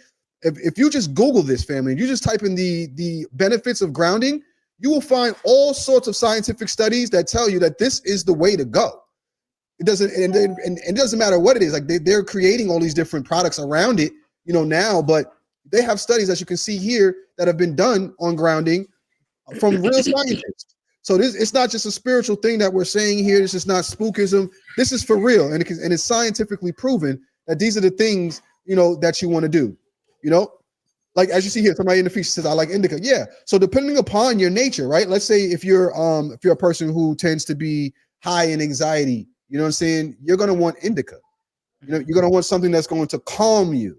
You know what I'm saying? But if you're a person that tends to be low key, chill, whatever, and you want to maintain focus now, you want to wake up or something, or stay alert, you're going to want to smoke sativa. You know what I'm saying? Sativa is going to give you that creative aspect. It's going to keep you in that zone of focus. It's just a different blend. So it's to each its own, depends upon your chemical makeup. Sativa is the upper, indica's the downers. The easiest way to put that. Indica puts you in the couch. So now check this out. What is on your screen? Yeah, in the couch, right? What's on your screen, right? This, I'm about to tell you some real crazy shit. What if I told you that what you're looking at, it's like a comedic art that we actually have proof that you can visualize now. We can put into vision. You get me? Like when people used to be like back in the day, like, yo, there's grounding, it affects you. And now we can actually put the effect of the grounding in front of you. Right there. Let me show you something. Hold on. You get what I'm saying? Like we can actually do that. So back in the day, people were doing this. There was just no technology to show, like, look, this is the effects of it. Well, today this is nothing new. You get what I'm saying? This is not new. This is what basically is what we say. Let me show you just how long they've been doing this, though. Right. Let me show you just how long they've been doing this. So a lot of comedic art that you're going to see, you'll see. Let me see if I can zoom in. A lot of comedic art that you'll see them with a statue, right? Hold on. Let me bring this image up. When you see a comedic art with a statue, and you see these two rods that he's holding in his hand, a lot of people overlook this.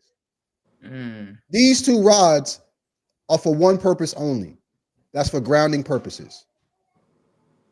Grounding purposes. They had two different types of metals in their hand. I believe one was zinc, and I think the other one was copper or something like that. Two different metals. But in any case, when you put these two metals together, one hand, the other hand, you have the different flow current on one side of your body, another flow current on another side of your body, right? Holding these two together is how they used to ground. And they would walk around the pyramids and all the different things that they created with these metals in their hand, because there was electrical currents that would flow from the pyramids and flow from Beirut.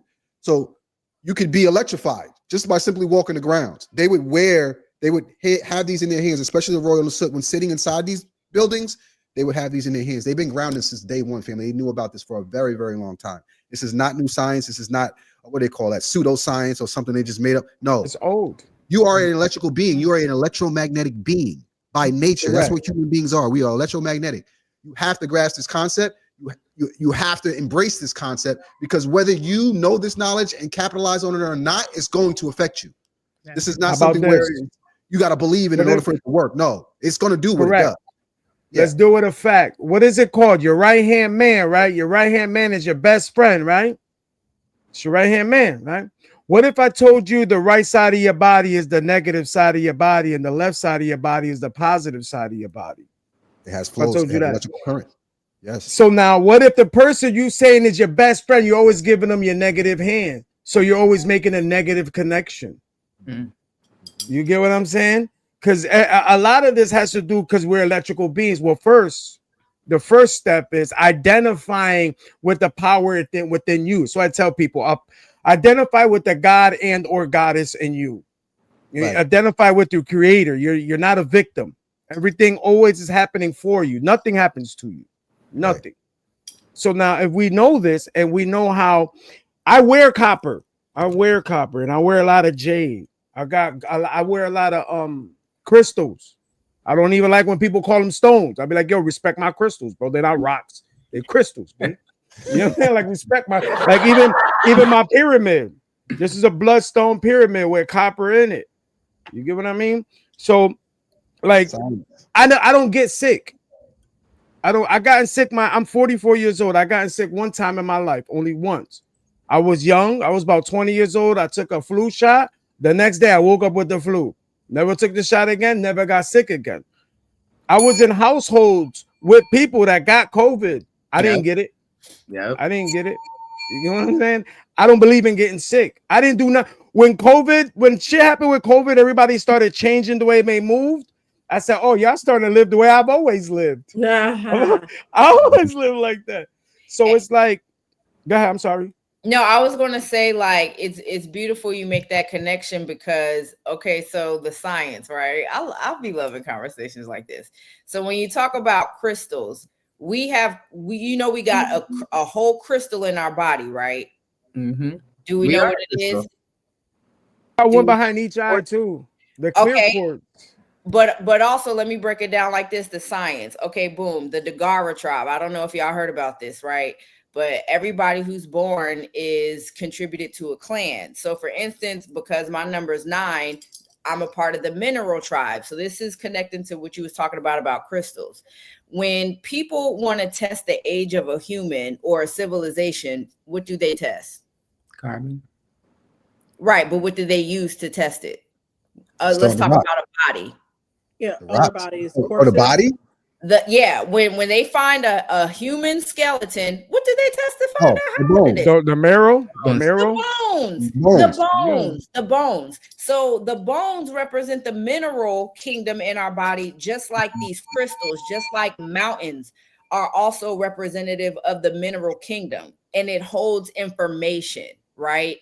So when you talking about testing bones, it's able to backdate ancient information. When you talk about these crystals, it's able to hold ancient information. When you tap into rocks and mountains, it holds ancient information. And that scientific and spiritual correlation is purpose. So these crystals, these minerals, these hard minerals, our bones, these crystals have this intelligence of serving a purpose. So when you talk about holding these crystals in your body, or the way that you hold certain metals, right? When you talk about the certain stances to ground, it's because they are connected to the science of metal or mineral, which is actual real live metal, rock crystals.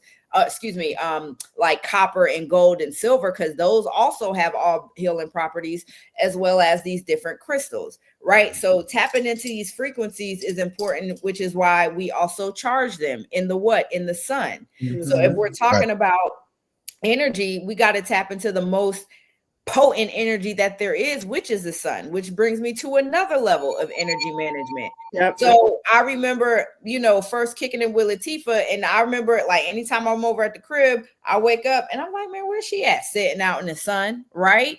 Because now we're tapping into how this solar power also cleanses and dissipates and burns up and transmutes energy, which can also be contributed to any negative energy that we have, and it dissipates. So all these things of the elements the solar power, the mineral kingdom, the air, the water, the earth, the plants, like all the things, they all have energetic frequencies, and all these energetic frequencies hold intelligence. So if you think about it, all of these energies are in our body. So when we talk about all these methods, when we talk about all these self-healing modalities that we did, it's because literally we have all the ingredients in us already to do the healing. These external things just extra. Right. And then the last thing I'm gonna say, what you brought up, Jamar, which was so important, is that when I first learned about yoga, the most ancient form I learned was that, let me start with this. Modern day is like, yes, it does help the healing of the body, the spirit, the emotions, the organs.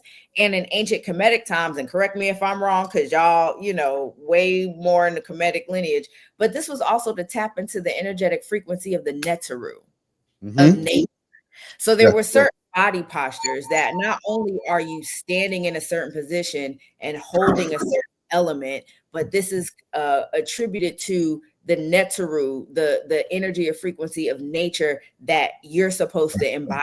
So be clear that when we're talking about these stances of yoga and movement and all the things, it's not just what we're taught from the Indian or that lineage. It's also we're connecting to these elemental frequencies of Neteru, of nature. Right. We use them to heal our bodies, because guess what?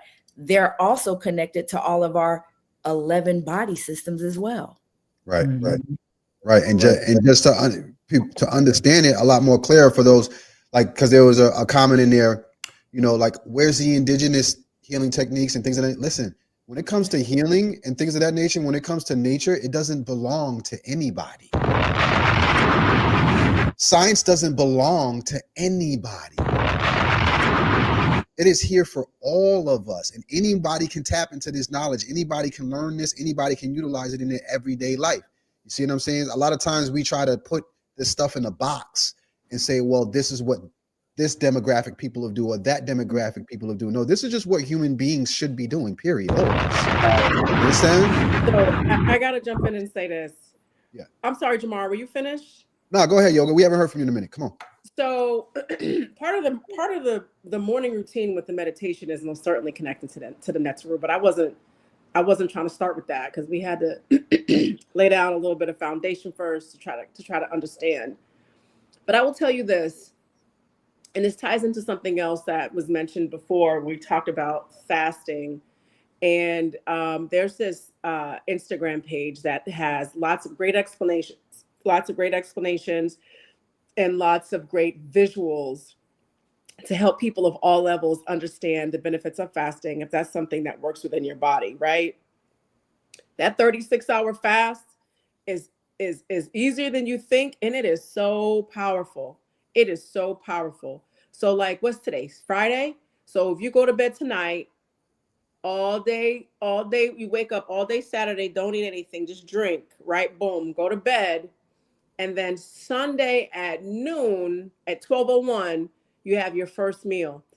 I promise you, you're going to feel better. If you're pregnant or you have other contraindications, you have type 1 diabetes, whatever, don't do this. I'm not a medical doctor. These are just the things that I've done, that I've experienced. So seek advice before you do that from someone waving an incense, okay? So now you fast, and then you do your meditation. Now, mind you, you're sitting still. Your room is quiet. It should be dark, maybe not pitch black, but just really dark. All right. You're sitting comfortably. You have your hands on your knees in a way that helps to stabilize your body, because some people don't have the balance to sit still, and they use their hands to help them sit still. That's why I say put your hands on your knees so that you can stabilize yourself. If you can use your hands to do mudras and you're good, fine. But I want everybody to be able to do this, right? And when you breathe in your nose and you hold it and you warm the throat, your eyes are closed. You exhale through the nose, and you keep doing that. And when you get to a certain place where you have released tension in places that you didn't even know you were holding tension. You didn't even know you could hold tension, like back here in your eyeball, all right, in your forehead, okay, in your mouth, If you hold your tongue a certain way, you release that. All right? You release your shoulders. Okay? You're standing up straight so your spine is connected. It's straight, the top of the head, all the way down to the coccyx. And all you're doing is breathing in and out of your nose. You're focusing on your breath. What does that mean? When your mind wanders, when you think about this, when you think about that, just think about your breath. Redirect your breath. It takes a little practice, but the first time you redirect to the actual breath, you'll never forget how to do it ever in life. It's one of the best things you can do because that's how you start to learn to go inward. The breath, if I'm making noise through my nose, you hear it out here, right? But once you learn how to focus, that focus is inside. And then that breath starts to come in here. Once you are internally breathing and internally focusing, then you call on the Netzeru, you in a whole different place. Y'all not ready. Some of y'all ready, some of y'all not ready. Okay? Because that's a part of the morning routine too. But I was like, Sai, you just got on the show. You already, you know what I'm saying, inside the body. They're not ready. Let's master recognizing outside the body first. Okay?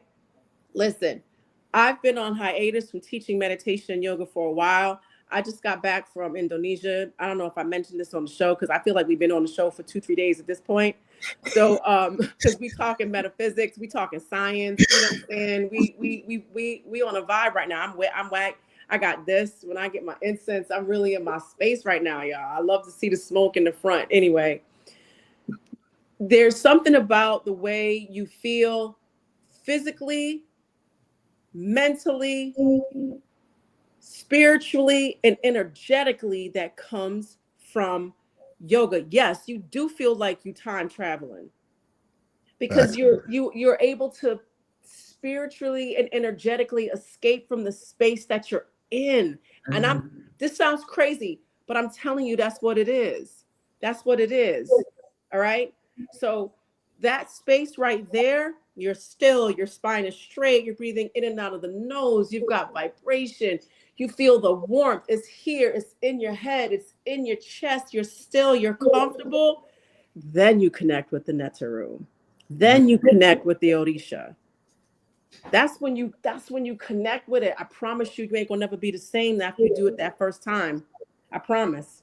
You know, the beautiful part that you just described, and I gotta get into my tantra state, girl. Ooh, I feel juicy. Y'all got me juicy up in here.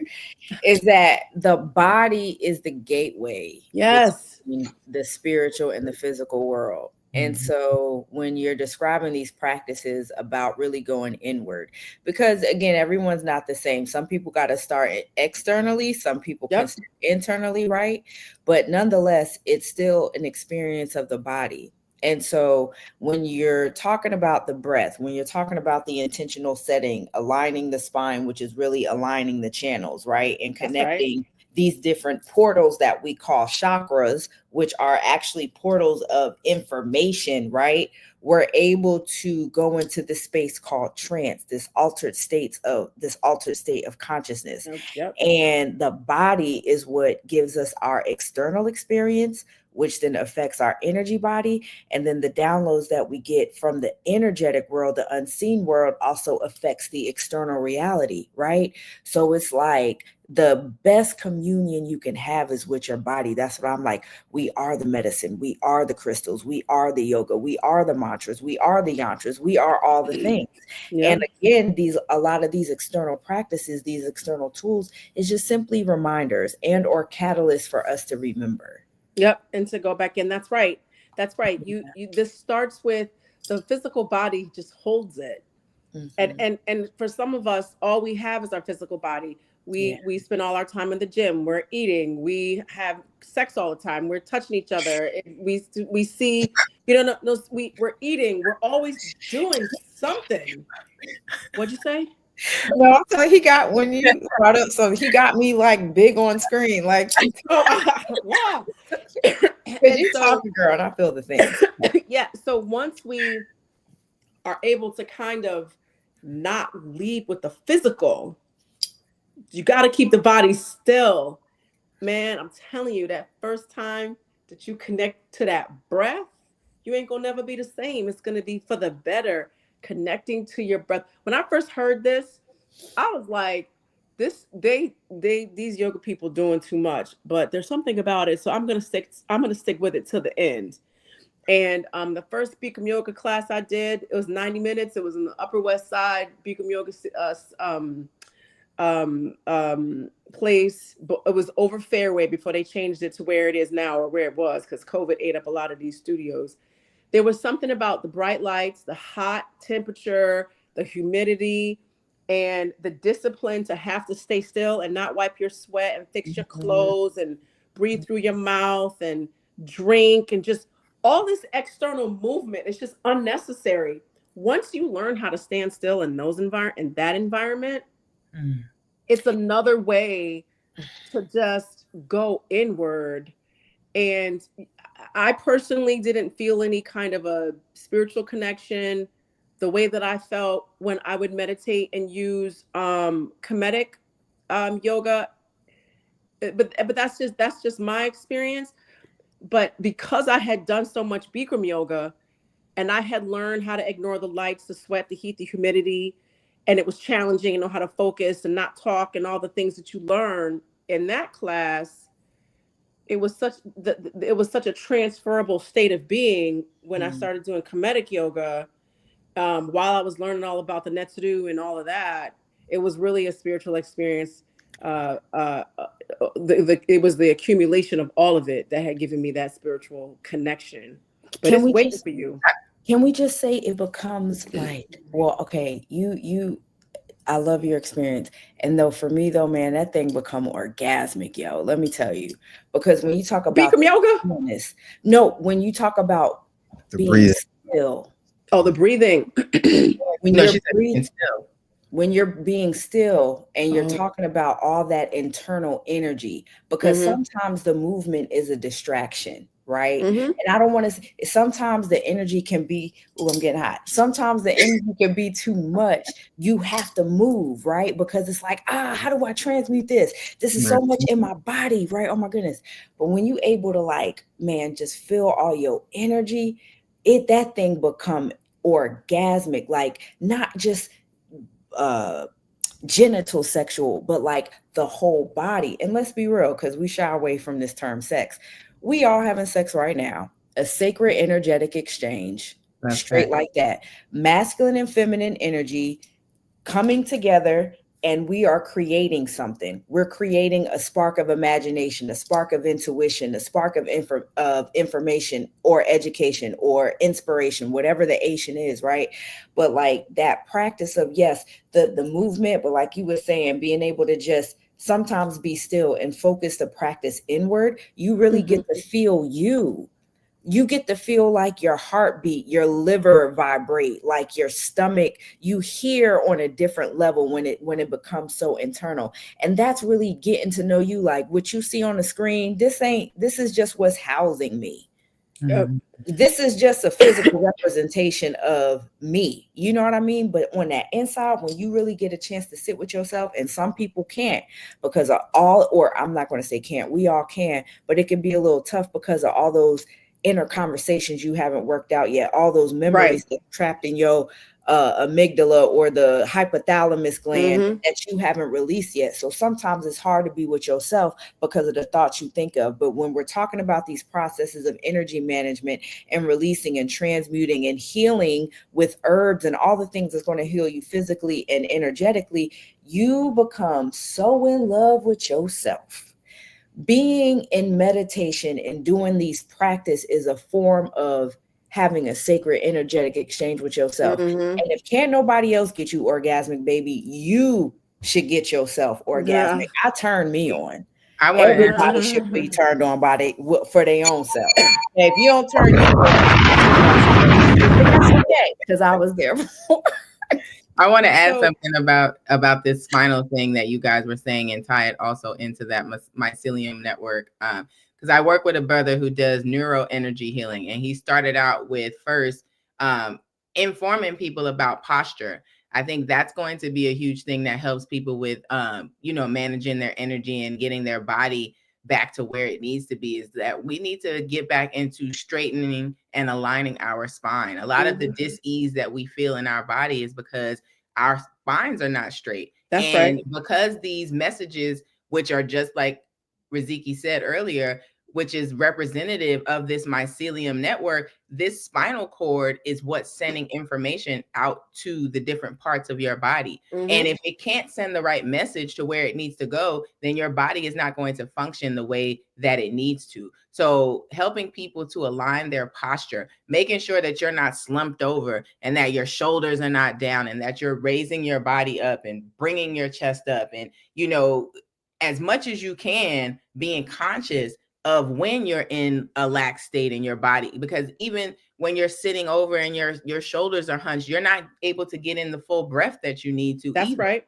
So breathing into your stomach, making sure that you're sitting up straight and that you're allowing for your body to sit in its natural state. Before we had cell phones and we was looking down and looking at computers and, you know, using all of the energy to go smashing yourself inwards, it's about allowing that light that's within inside of you to shine and being able to be in alignment. That's what people talk. That's why people go to chiropractors, so that they can get themselves back into alignment and get their body. And then you feel so much relief when you have these different pressure points that are relieved, and the information is now able to flow. That's another reason why we're doing energy work, is so that we can stop the blockages. We need to be able to get the information that is being sent out. And if you are crunched here, or this organ is having to do more work because it's not getting the energy or the information that it has to have, then your body is overworking. It's doing the complementary thing for something else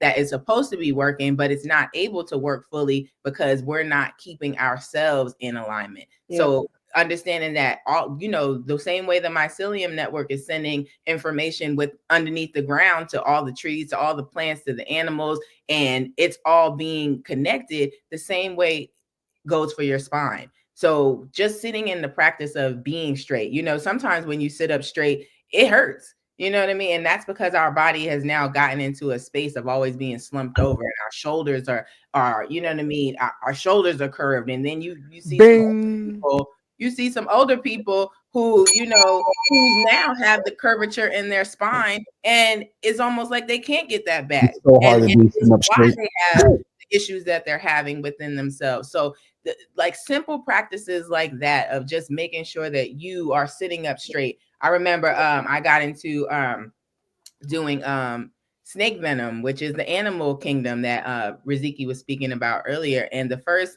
snake venom that I used was the cobra. And I noticed that once I did the cobra medicine, my spine was like, I felt like I was erect, just like a cobra would. When you think about the energy of the particular snake that you connecting with, you are going to pick up the energetic characteristics of that particular animal. So I remember that it wasn't even something that I had to tap into consciously. It's my body was just erect, and I felt so much better. It's like you can feel a different form of energy flowing within you when you are sitting up straight, when you're allowing for this information. And that's another way that you allow for that kundalini, which is supposed to be representative of the snake. And even in the Kemetic science, you know, they have the Uraeus, which is also the snake, and then the what is it? Caduceus. Caduceus. Caduceus that they use for the medical symbol, where the you see caduceus. Yeah, however you say it. Y'all better. We done got 4 different damn translators. Yeah, you're right though. Not because what she's saying. Not because what she's saying, a lot of people don't correlate that. Exactly what she's talking about. All of them are connected, and all it is when we think about symbology, all it is just you know, us reforming information that is already here and putting it in our own language. So we're taking something that was somewhere else in some other culture or something like that, and we're bringing those things so that our people can understand it. So all of these things, these symbologies, are all based upon each other. It's just taking it from somewhere else, but sitting with yourself. And these are things that you can practice without you having to do all of this yoga or energy work or anything else. It's just like, let's just sit in a space where our shoulders are back. You know, you raise your shoulders up, you push them back, and then you put them down to a relaxed mode. And that's going to help you to stay in a erect space and getting into a place of just really being in that. And whenever you feel yourself slumped over, consciously bring yourself back up into position, because you'll feel so much better energetically after you do something that, you know, you can apply, where you don't have to always go to somebody. And then it'll become second nature, and you'll always be sitting like this. You'll always want to sit like this, because you know how you feel when you feel crunched over. Even me sitting here, I'm consciously trying to make sure that I sit a certain way, so that, you know, I'm not going to feel the pain of, you know, sitting down for long periods of time, especially with us going to work and having to be behind these computers and at these desks and different things. I remember I was working at a mortgage company, and they had those desks that would raise up. So it wasn't like you had to sit in your seat all the time. You could actually stand up and still do your work. And I love that. I was like, I want to get one of these for my house, because you don't always want to sit. Sometimes, you know, erect and standing up is going to be better than you sitting down in a chair all the time, and then having to do all of these stretches for your lower back and getting into different things like that. So I did want to answer the question that the brother had put on there, as far as I was getting ready to go in there too. Yeah, I want to answer that question too. Yeah, the meditation and the prayer. And in my understanding, prayer is when you're speaking out, and, you know, you're talking to whatever the higher energy is that is, you know, within you or above you. And meditation is when we're sitting and we're listening, and we're allowing ourselves to be silent. And that was something that I was referencing earlier about being able to hear yourself. If we can't get into a place of where we can shut down everything else, then that's what meditation is supposed to be about. A lot of people are like, oh, my brain is always talking. And it's because we don't sit enough to allow all of those thoughts to continue and filter out, so that then you are able to actually hear. Prayer is when you're speaking in your head, or you're talking. And then meditation is when you're just sitting and you're waiting for the answer. So in prayer, you can ask whatever it is that you're asking for. And then in meditation, you sit and listen for the answer. And that was another thing that I wanted to reference, even when we're using these different herbs, or we want to go into these different practices, asking, hey, is this for me? And then sitting and taking the time to listen and hear for the answer. One thing I learned in some of my spiritual classes, where we do like different skill practices and being able to connect to ourselves, I learned that when we're listening, we have a right brain and a left brain. Our left brain is, you know, more of the logic and thinking, and the right brain is more of the intuitive side of the information, and the thing in the space where we allow for things to come in. So if I have a question and I ask something of myself, my higher self, my guides, I'm listening for what I hear on the right side of my brain. I'm listening for if I hear it on my right side. If I hear it on my left side, 9 times out of 10, I'm thinking it. If I hear it on the on the right side of my brain, it's coming into me. And our brains in our head is the opposite of what's going on in our body. So our right side of our brain is connected to the left side of our body, and our left side of our brain is connected to the right side of our body. So again, with that crisscross kundalini energy that is working through us, listening for what you hear on the right side is where the information that is above you or higher than you, or what's coming in, is something that I've noticed for my particular self, as far as when I listen to get whatever information, or if I'm asking something, waiting for that answer to come in. I do want to say this in reference to Brother Rick Wisdom's questions on meditation versus prayer. This is going to have some cultural nuances to it, depending upon what you believe in. So meditation is, well, let's just put it this way. Let's start with prayer, right? The obvious. When you pray, you're praying to something or someone or some entity that clearly has a power that you have deemed that you don't have. Right. First and foremost, because if that's the case, there's no reason for you to ask if you have right. it yourself. Do you understand? Meditation, however, is recognizing that the power or whatever that is that you're looking for is already within, and you are looking to invoke that energy and bring it out of you. Does that make sense? A lot of times, you know, people approach things that they need in a way that they feel that simply because they don't have it physically, that it is not here. The way to manifest things in the physical realm, because see, meditation, the next word that usually leads to manifestation. You go into these things because you're seeking something. And the next step is to go into the manifestation process, the methodology of manifestation, which is what? You have to first feel what it feels like to have what it is that you want. This is the key to manifestation that people don't understand. If you're looking for a new car, right? What the best thing to do? Go find the car that you're looking for, go to the lot and sit in the car and physically feel what it's like to own that car. Go and find the house that you're looking for.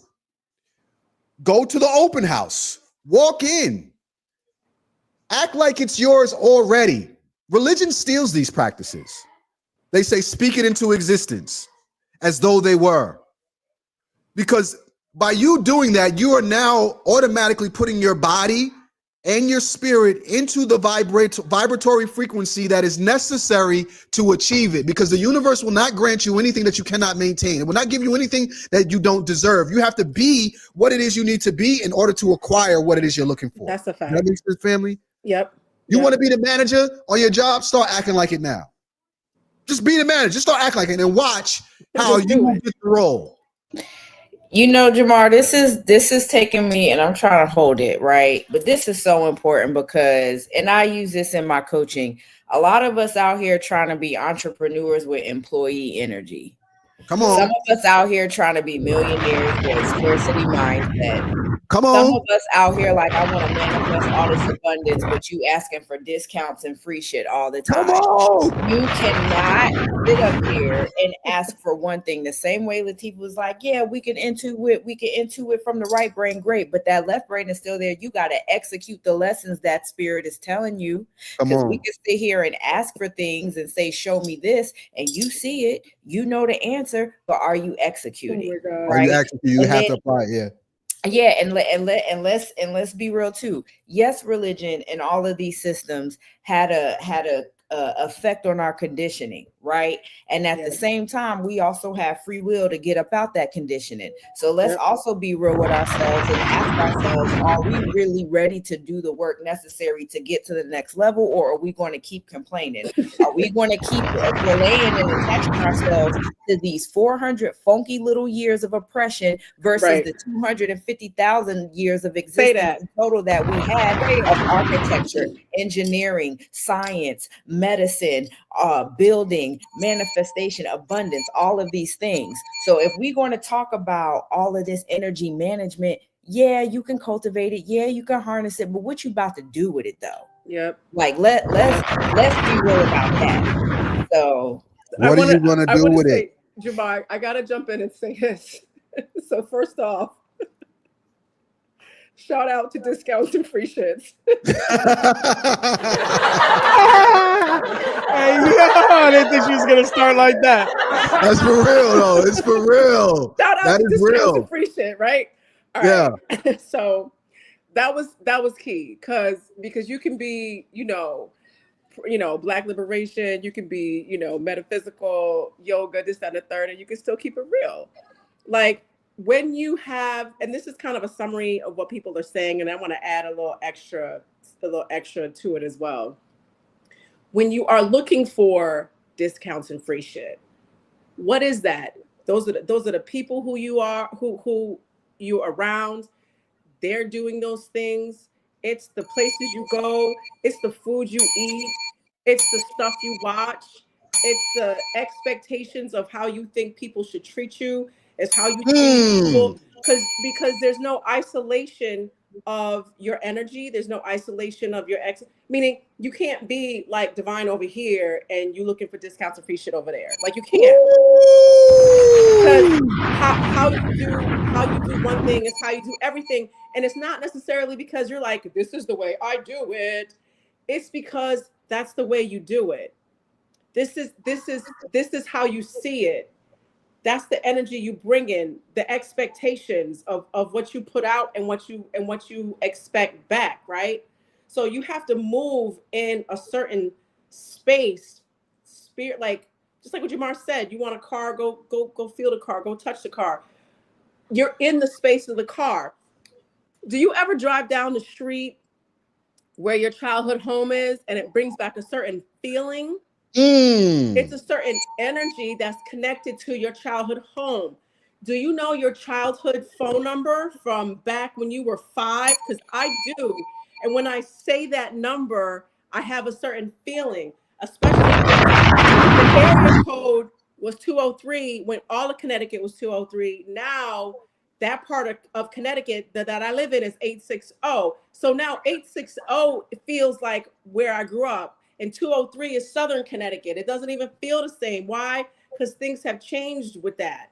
You know what I'm saying? So I want to say this with prayer and meditation. And this is my opinion. And, you know, we were, among other things, brainwashed and programmed to fear our own power, to fear it. Why? Because our God is a jealous God. Our God is an angry God. Our God is this. Our God is that. I can do all things. How do I do all things? Through Christ who strengthens me. Is there a verse that says you can look within and do what you're supposed to do and you don't need this external force? So it's not even that you have this external force or that you haven't activated the internal power like Jamar was mentioning. These religions teach you to be afraid to do it. It's devilish to do it. It's demonic to do it. No, it is. No, it's not. The devil told you that. The demonic spirit told you that. So when you meditate, you calm down everything. Now I'm summarizing everything. Remember, you sit, you're comfortable, hold yourself. If you don't have the abs to keep your spine straight, then you physically use your hands to do it. You learn how to push everything out. It dissipates out. You breathe within. And when you get there, then you're able to tap into the power that you have. There's no consequence for manifesting and activating your internal power. It's That's just right. like when people had Jerry curls in the 80s and you use an activator and your Jerry curl was juicy. That's what you do when you activate the power within. All of the you're able. That's meditation. It's Yeah. activating the power within. Yes, there are some physical steps. It's hard at first. You don't know what you're doing. Boom, bam, bam, whatever. Just like everything else, you learn how to do it and you'll never be the same. I promise you. So then when it's time to pray, I hold space for the Christians. I hold space for all of that. Because especially if I'm in a space, you can't go in somebody else's space acting a fool. Right. But you know what I'm saying? That's not how our ancestors did it. We had rituals and we brought our ancestors back to the physical space with us so we could tap into the spirit and tap into ourselves. That's the core difference of prayer and meditation. Prayer has fear. Prayer has fear that you can't do it. And prayer has fear that if you do it, it's demonic. Come That's on. prayer. Come on. Meditation is within. Meditation is spiritual. It's ancestral. It predates all those stories about fear and you going to hell if you do this or whatever. Man, bump that. How we do it is connected to everything natural, bringing it back to what we've been talking about. That's right. That's at the core the difference between prayer and meditation. Period. And I just That's want to right. say this too. Meditation does not have to look the same for everyone. And I'll Yep. just Right. have a personal testimony. Yes. Some people they want to start or force meditation trying to look like what everyone else does. Let me try to sit still and then you think you're not supposed to think of anything. But as Latifah was talking about, all the thoughts are going to come, right? And meditation is a beautiful practice for you to really allow those thoughts to come. Don't attach yourself to the story. You know That's why? right. Because the past is complete. We are in the now. Yep. Everybody repeat, my past is complete. It don't exist no more. However, we still may be holding it in our subconscious. So when you start these meditations, just don't be afraid of what comes up. Let it come. Yep. Don't attach any meaning. Don't attach your identity to it. Let it come That's and go. right. And then the more you start to be in tune with yourself, these Yep. things start to dissipate. And then you realize how many messages you've been missing. Now Right. you realize how many how clouded your mind was and that you couldn't hear. And so meditation does help you hear more. And so, like she said, when you are praying outward, it is a way of admitting, I don't have this power within me, or you think something outside of you is going to help you when no, it's all within. And the Mhm. within is the listening. The within is the conversation with yourself. If you did not move your mouth and you said your name, like right now, don't move your mouth and say your name. Who you gonna hear? Who you gonna hear? Who you talking to? Who said it and who heard it? That's you. So You heard it though. you heard it though. So Facts. meditation is that relationship that takes you away from this to external, and you really get to know you internal, and you get to know how abundant you are, That's how right. intrinsically special you are, how unique you are. And I want to say this about power too. Let's tap in on this. Some of us is out here afraid of our power. Now I got to talk into some karmic stuff and woo woo wop wop. Some of us are afraid of our power because some of us are holding stories of either being abused by power or being the one who abused power. Let's be real, because we're not all perfect. We can't act like everybody in our community is. We know what's happening in our communities as far as abuse of power. So I can appreciate people who are mindful, because anything to the extreme is dangerous. Power can create and it can destroy. So part of this mindful meditation is harnessing it, understanding it, embracing it, appreciating it, knowing how big it is. And just as much as it can be creative, it can be destructive as well. So when we're talking about energy management, we're talking about managing our energy so that we are creating more of what we want and not exuding or creating an energy of destruction and depletion and all these things, because sometimes we have been the problem. I'm glad you said that because, and I've always said this from the time I started teaching, that the universe, it doesn't understand your intent; it only understands your request. Right. And sometimes what we're asking for, we don't realize we're asking for that. And when you receive what you receive, you say, "Well, I didn't ask for this." No, you did. You asked the universe to be stronger when someone yells at you. So what did the universe do? It gave you a whole bunch of experiences of people yelling at you. Yes. You know what I'm saying? You have to know like how to ask the universe for what you want. And like I said, if you don't jump into that vibration of how it's supposed to feel, it won't come to you. That's just the way it works. You're magnetic. So Right. if you don't attract it, it's not something that you go and you get. It's something you attract.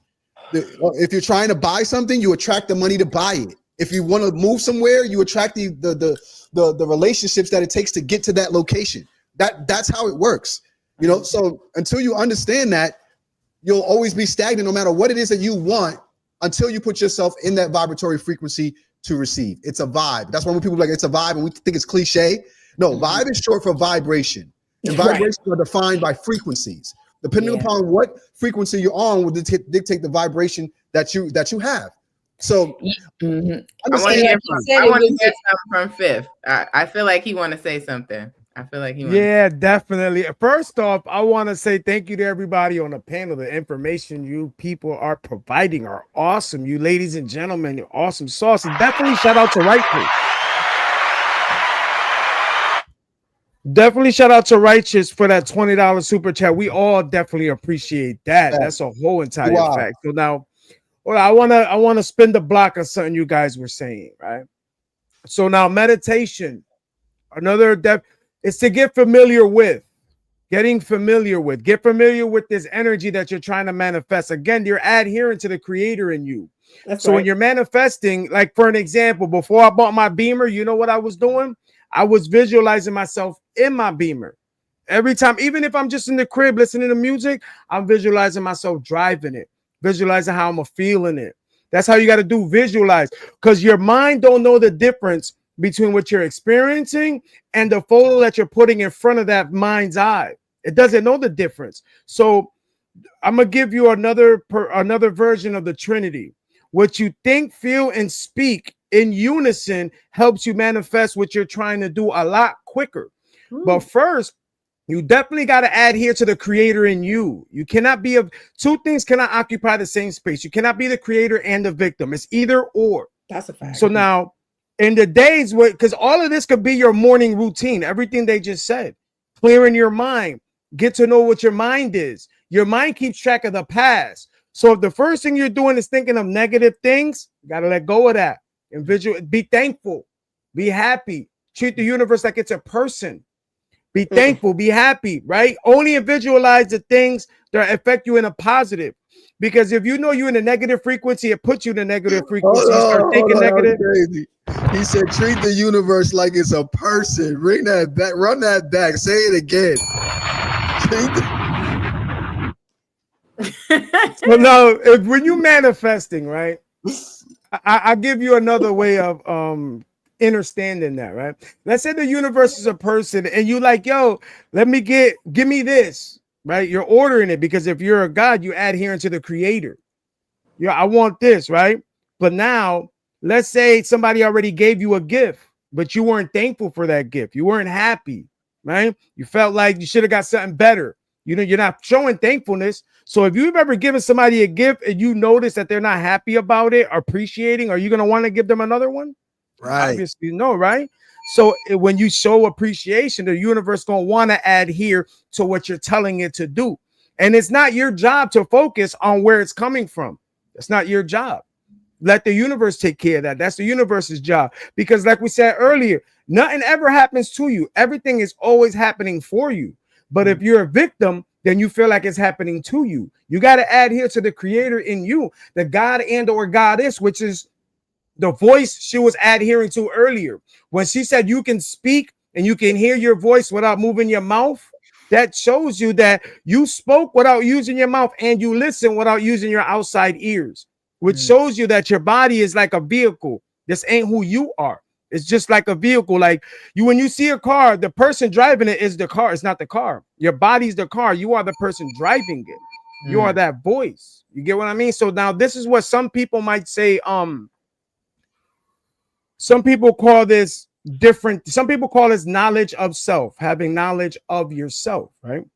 Now, applying it, because there's a difference between knowledge and wisdom. You can have all the smarts in the world, but if you're not applying it, you know what I'm saying? It's knowledge and wisdom. So now I got another question you need to ask yourself. Do you affect the world or are you living off of the effects of the world?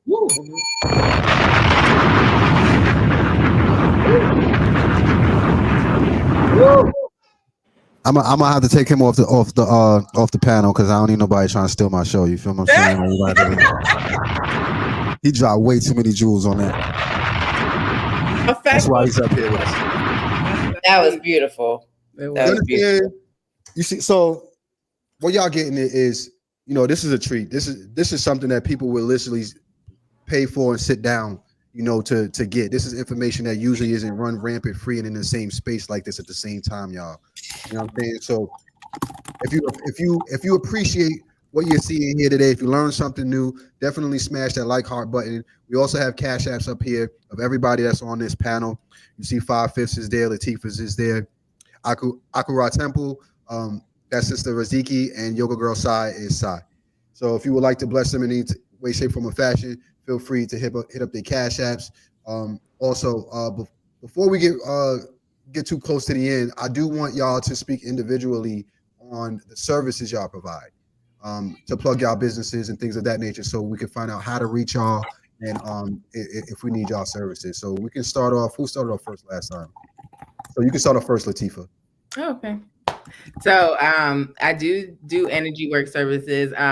When I first started with Tantra, I wasn't ready to do any Tantra work on people. So I had to tap into Reiki, which allowed me to be able to work with everybody, men and women, because I know that energy work works. I've had table sessions before, and I've had pains in my body from car accidents that literally went away after I got a session. So me knowing that energy moving through your body is going to heal whatever is going on with you really pushed me into deepening my practice of energy work, and then sharing it with other people, especially because when I learn about something, I always want to give the knowledge and the information to other people and then correlate it in a way so that they understand how it's happening in their physical body. So I started out doing Reiki sessions, mostly distance. I've worked with people all over the world. I can sit in my house, you can sit in your house and be comfortable, and I can still do energy work on you. We can balance your chakras, release any pain, negative imprints, and different things that we're holding on to that are going to stop us from channeling into that frequency of what it is that we actually want. So I do distance sessions for people. I also I use cardology because I'm a person who has a huge tool belt. I'm very excited about the metaphysical aspect of things, and bringing in whatever science that I understand so that people can kind of mesh and merge those things together. So I'm bringing in cardology. I do practice human design and knowing who we are authentically. That's the main thing that I like to get into the people who I work with. I'm also a coach. So everything is going to be specifically tailored to what it is that you need. It's not like let's go get this cookie cutter, thing for whoever and whoever. It's like let's get into who you are, what you're particularly going through, so that we can start you from a baseline and get you to where it is that you are looking to go. So I'm using different tools to basically help you to get back in touch with yourself. And that's the most important thing that I feel um, I'm here to do, is to help people understand their uniqueness, be accepting of their uniqueness, and really let that uniqueness shine, because we're all here to serve a special purpose, whatever that purpose is. And if you don't understand what that is or how to get in touch with that, you'll never be able to shine that light. And whatever it is that you've been through, all of the different experiences that you've had, all of these things make us who we are. This is what makes us the gems. All of the stuff that we call, messed up, or, woe is me type of things, all of these things happen so that you can get a specific perspective that you can share with other people, because maybe it's something similar to what somebody else went through. Maybe it's something that's going to be able to help somebody else move from the space that they're in into their greatness, into their godness. So I'm here to help people get back to their authentic selves. I want you to be comfortable with who you are and be able to stand in that power, because I know that it took me a while to be able to recognize who I was. Other people could see, the greatness in me before I could really see it in myself. And that usually happens because of all of the experiences that we have as a child. Whoever it was that was raising us or rearing us, they may have told us to be quiet. They may have tried to shut down certain gifts and things that we've already had within us that already come with our seeds that we create. These offspring that we bring here come with a specific light. But if you don't help to cultivate that light, then the light will go dark and it'll go dim. And then a child or whoever is going to try to be like somebody else because they see that this person is getting the shine, or this person is getting the light that they want to have for themselves. So I am here to help people to get back to loving who they are. Love who you are, because you're here for a reason. You didn't get put here for, when we think about astrology, all of us have a specific blueprint. There's different characteristics and energies that come with us. So we have to get back to the space of loving that, and really coming here to express that, because you came with this specific piece so that you can be, linked with another piece, so that we can get with, whoever we need to get with, so that certain energies can be expressed. So that's what my coaching is about. That's what my energy work is about. It's really about helping you to clear your mind, clear yourself, so that you can get back to who you are, so that you can come and be the light that you need to be for everybody else. So you can reach me at elevatedbylove.com. I'm on Instagram at Elevated by Love, Facebook at Latifa Foster. Like, really get back to who you are, ground within yourself, and really know who you came here to be, and really just express that without any fear of what that's going to bring up in somebody else, because that's a lot of the reasons why we shut down a lot of what we have with us, is because we're afraid of how it's going to be seen or what someone's going to say if we're speaking up and really showing, you know, who we came here to be. We're worried about everybody else, and we're people pleasing, and we're shrinking ourselves down. And we need to be big, just like they think big. You know, I'm not gonna say the word because we're trying to keep it family, but you know, we have to just greaten our vision, you know, because a lot of us are just really small right now. And especially when we have all of this information coming in telling us that this is what we're supposed to look like, this is the way that we're supposed to act. You're supposed to act exactly as who you are. And being authentic is the best way to be able to do that. But if you don't know who you are, then I'm here to help you get to the ground level of what that is so that you can expand whatever that is and then turn it into something greater. I say. Awesome. Who'd like to go next? Salute to that.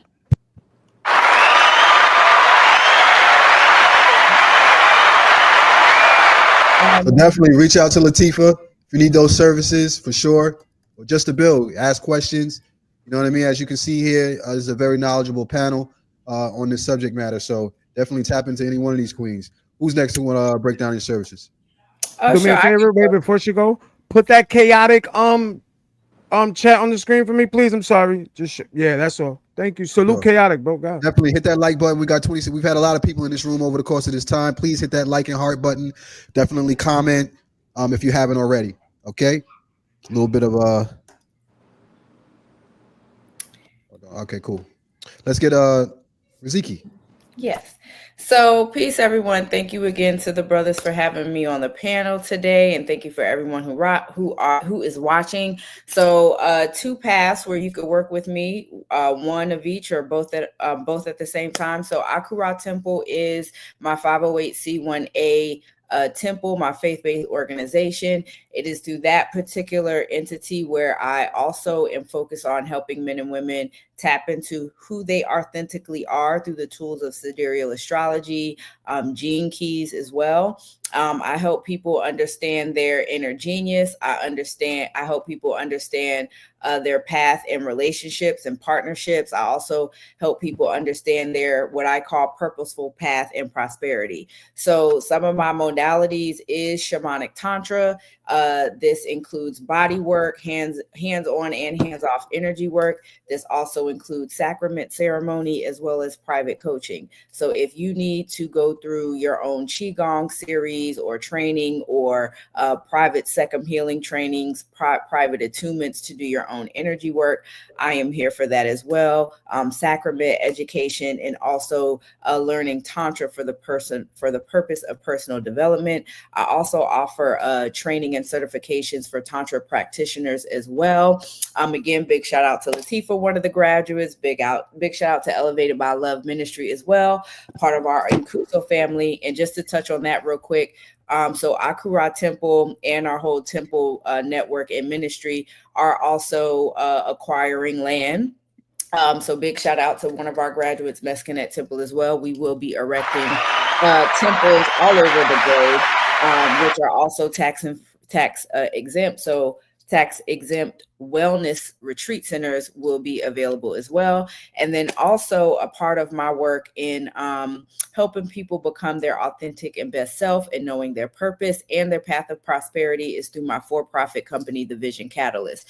So this is where I work with entrepreneurs, community organizers, and leaders in transformational leadership coaching, where I also combine my skills in communications and advertising along with wellness. So everything from business structure to scaling your business to creative consulting to brand ascension, I offer that as well. And then the sites that I gave you all, I do have 2 ebooks or 3 ebooks actually available. So I want to touch on this. In my journey as an energy practitioner and not only knowing who people are in the authentic selves, it was like, man, you're here to you have a purpose. You're a dope architect. You're a dope warrior. You're a dope leader, nurturer, farmer, counselor, teacher, right? So a lot of my energy practices also have systems where I specifically work with entrepreneurs and business owners to catalyze their business. And so one of my clients, again, I talk about this a lot, going through his ceremonies and acquiring a rice mill in Sierra Leone. And I also teach at masterminds as well, helping business owners and entrepreneurs harness their energy and break through barriers such as scarcity mindset and imposter syndrome and all the things. So on the Akura Temple website, there is a ebook. It is $3, but it goes to our land fund, y'all. We need to get some more land, okay? And it's called Breaking Through Bullshit Belief Systems. So this is an ebook that tells the truth about how sometimes the people and the teachings and the messages in our community can actually put a lid on what we feel like we could do and make us feel bad about our journey to abundance. And then on the Vision Catalyst website, there are 2 free ebooks about family trusts and community trust. Okay. So it's one thing to manifest all these things and these assets, but how are we protecting it and securing it and passing it down to our generations? So my left brain and my right brain has Akura Temple and the Vision Catalyst. So no matter where you are in life, there's space for you. Peace, love, and prosperity. Ashe. Ashe. Next up, we have Yoga Girl Sai. Hello, everyone. I've had an amazing time on this panel. I felt like I was a guest and also in the audience because everybody was so dope and so great. So I want to just thank Jamar for having me on the panel and also reconnecting with Latifa and also meeting some new people today. So with Yoga Girl Sai, I have revamped some things in my yoga business with yoga and meditation. And I also have a nonprofit, the Shrine of Sekhmet, which will offer educational classes amongst other things. So since I'm not completely in the rebuilding phase because I've been doing a lot of work behind the scenes. And so what I can say is by the spring equinox, I'll be back up and running, back online with everything, with my educational classes through the Shrine of Sekhmet, as well as with my meditation and yoga classes through Yoga Girl Sai. So stay tuned and you'll definitely have all the deets when I let that loose around the spring equinox. Thank you. Oh, one more thing. If you want to connect with me on the Shrine of Sekhmet or with Yoga Girl Sai or like, hey, what's going on? The absolute best way to get a hold of me is my Instagram, Yoga Girl Sai. That's the best way to get a hold of me. My email is yogagirlsai@gmail.com. Those two, but really truly Instagram, that's the best way. I'll get back to you ASAP from that. And I'll see you in the spring. I got some good stuff brewing.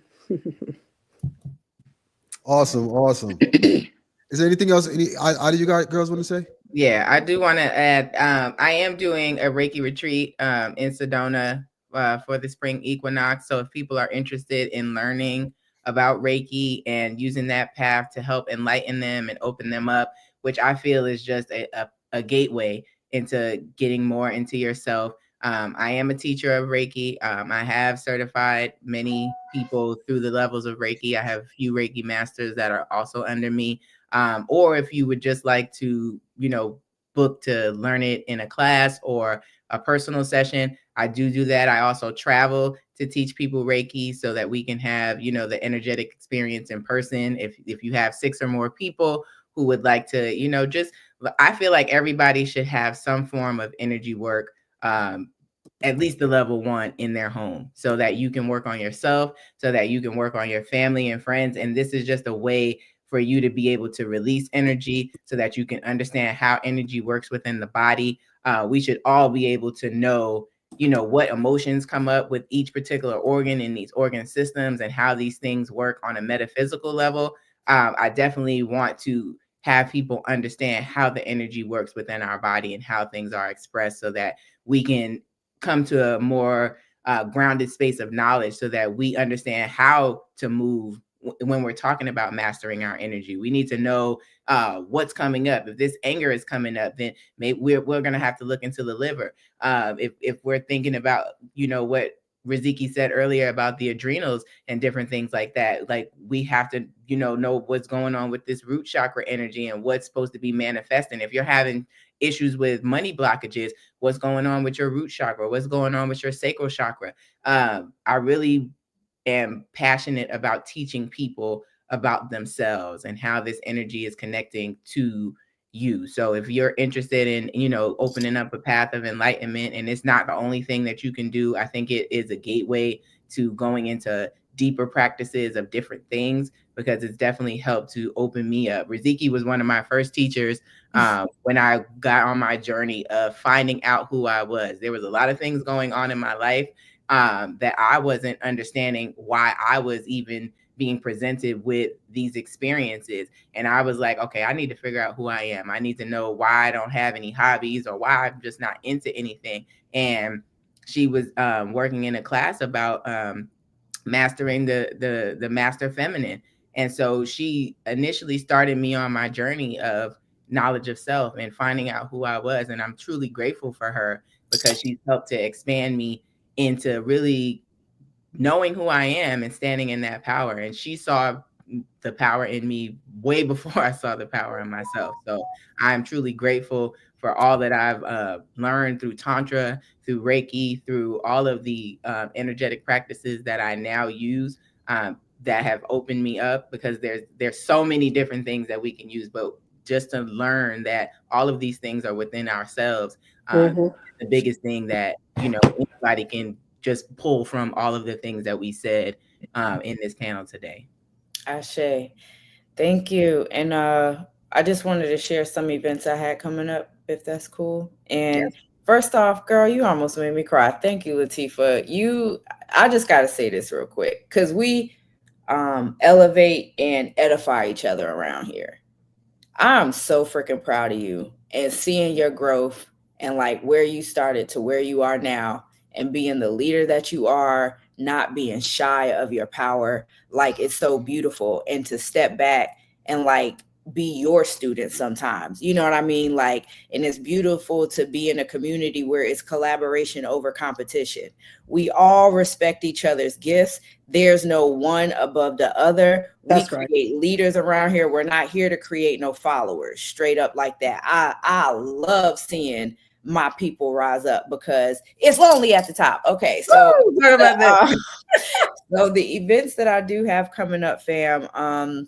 Number one, if y'all are in the North Carolina area, the summer solstice, June 20th to 22nd. This is celebrating one of our sister temples, her land ceremony. So we bliss the land before we build anything on it. There's camping, there's vendors, there are artists, there's entertainment.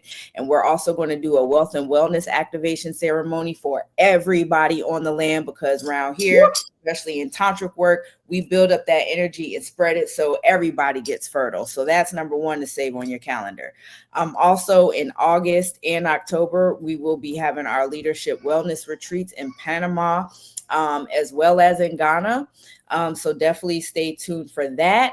And then again, we will be opening, because again, I like practical tools too, certifications for our next Tantra training, as well as trust classes as well. So I sent my IG information. Y'all just stay tapped into the pages, sign up on the email list, because again, as we're building and harness this energy and having these visions, we also want to have support in practically applying these things as well, doing the action, doing the work, so that you actually see in reality all the visions that's been permeating in your soul since day one.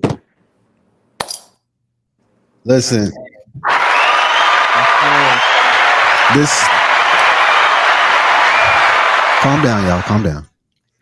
Listen, this show has been completely amazing. Coming back to YouTube, I got to be honest. Like, I was scared to come back, because just the way the world is, and trying to find good people, it's not an easy thing to do. In this day and time with everything that's going on. So I appreciate you ladies, from the bottom of my heart, for coming on here. I appreciate you for your practice, for what you guys do, and the energy that you guys put into it. I've spoken to the majority of you on personal level, and I know how much work you guys put into what it is that you're doing. So I appreciate you guys, for putting that work in when nobody's looking. Right? That's the main thing. Because our people need this. At the end of the day, as you can see, those of you who are new here, you probably learned some things or heard some things that you never heard before. And one of the things that I pride myself in is being able to show you guys resources and documentation. I try to throw a little bit of science in there for you guys who are, into that, and give you that balance. You know what I mean? So having the ladies on here, I hope to have them on a lot more in the future, and to do more work with you guys and build something great. So with that being said, Fifth, you got anything to say? Yeah, man, I added all of y'all on IG. It's going to be a different name. It's not going to say that. It's going to be a different name. Just recognize the face. That's all you got to do. Look for the face and you'll see. And honestly, he didn't say this, but I'm going to say this, yo. We're going to do this a lot more often than any of you ladies think. So I'm going to ask you now to set aside some time for a commitment to this. Because we're going to do this more. So all right. How I like to do it is I like to make sure that we all hit each other's panels. So I noticed some of y'all got YouTube channels and some of y'all don't. Maybe you should provide some of your content on y'all channels too. Make it work for you. You know what I'm saying? Because nothing that's ever working against you. And we go. This is just the beginning. Like you said, the floor, right? This is the basement. This is just the foundation. It's only the beginning. It's only gonna get better. And we want y'all ladies around a lot more. Even the people in the chat are saying it. Yeah, the chat going crazy. Like from what they really appreciate the energy you guys are bringing and the information y'all bringing. I'm grateful. Thank y'all for receiving us.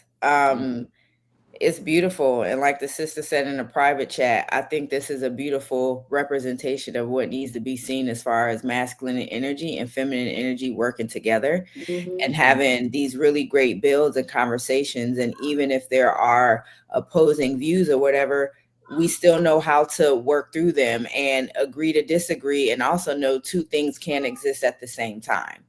So with 2024 being a whole bunch of BS about this battle between the modern woman and all that, like, we got to bring this together, y'all. Stop playing. Like, that's not what it is. This is where it is, and this is where it's at. So I'm excited. Awesome. Thank you. Yes. So with that being said, if all hearts are clear and all minds are clear, may the divine force in me, great the divine force in you, may you manifest every heart's desire. Ashe, Ashe, Ashe. I appreciate you. Thank you, Fifth. Thank you, Latifah. Thank you, Riziki. Thank you, Yoga, for coming on. And we'll see you soon. Dua to the Lighthouse and everybody in the chat. We'll see you soon, all right? Peace. Peace, y'all. Let me try and close this out the right way. It's been a while.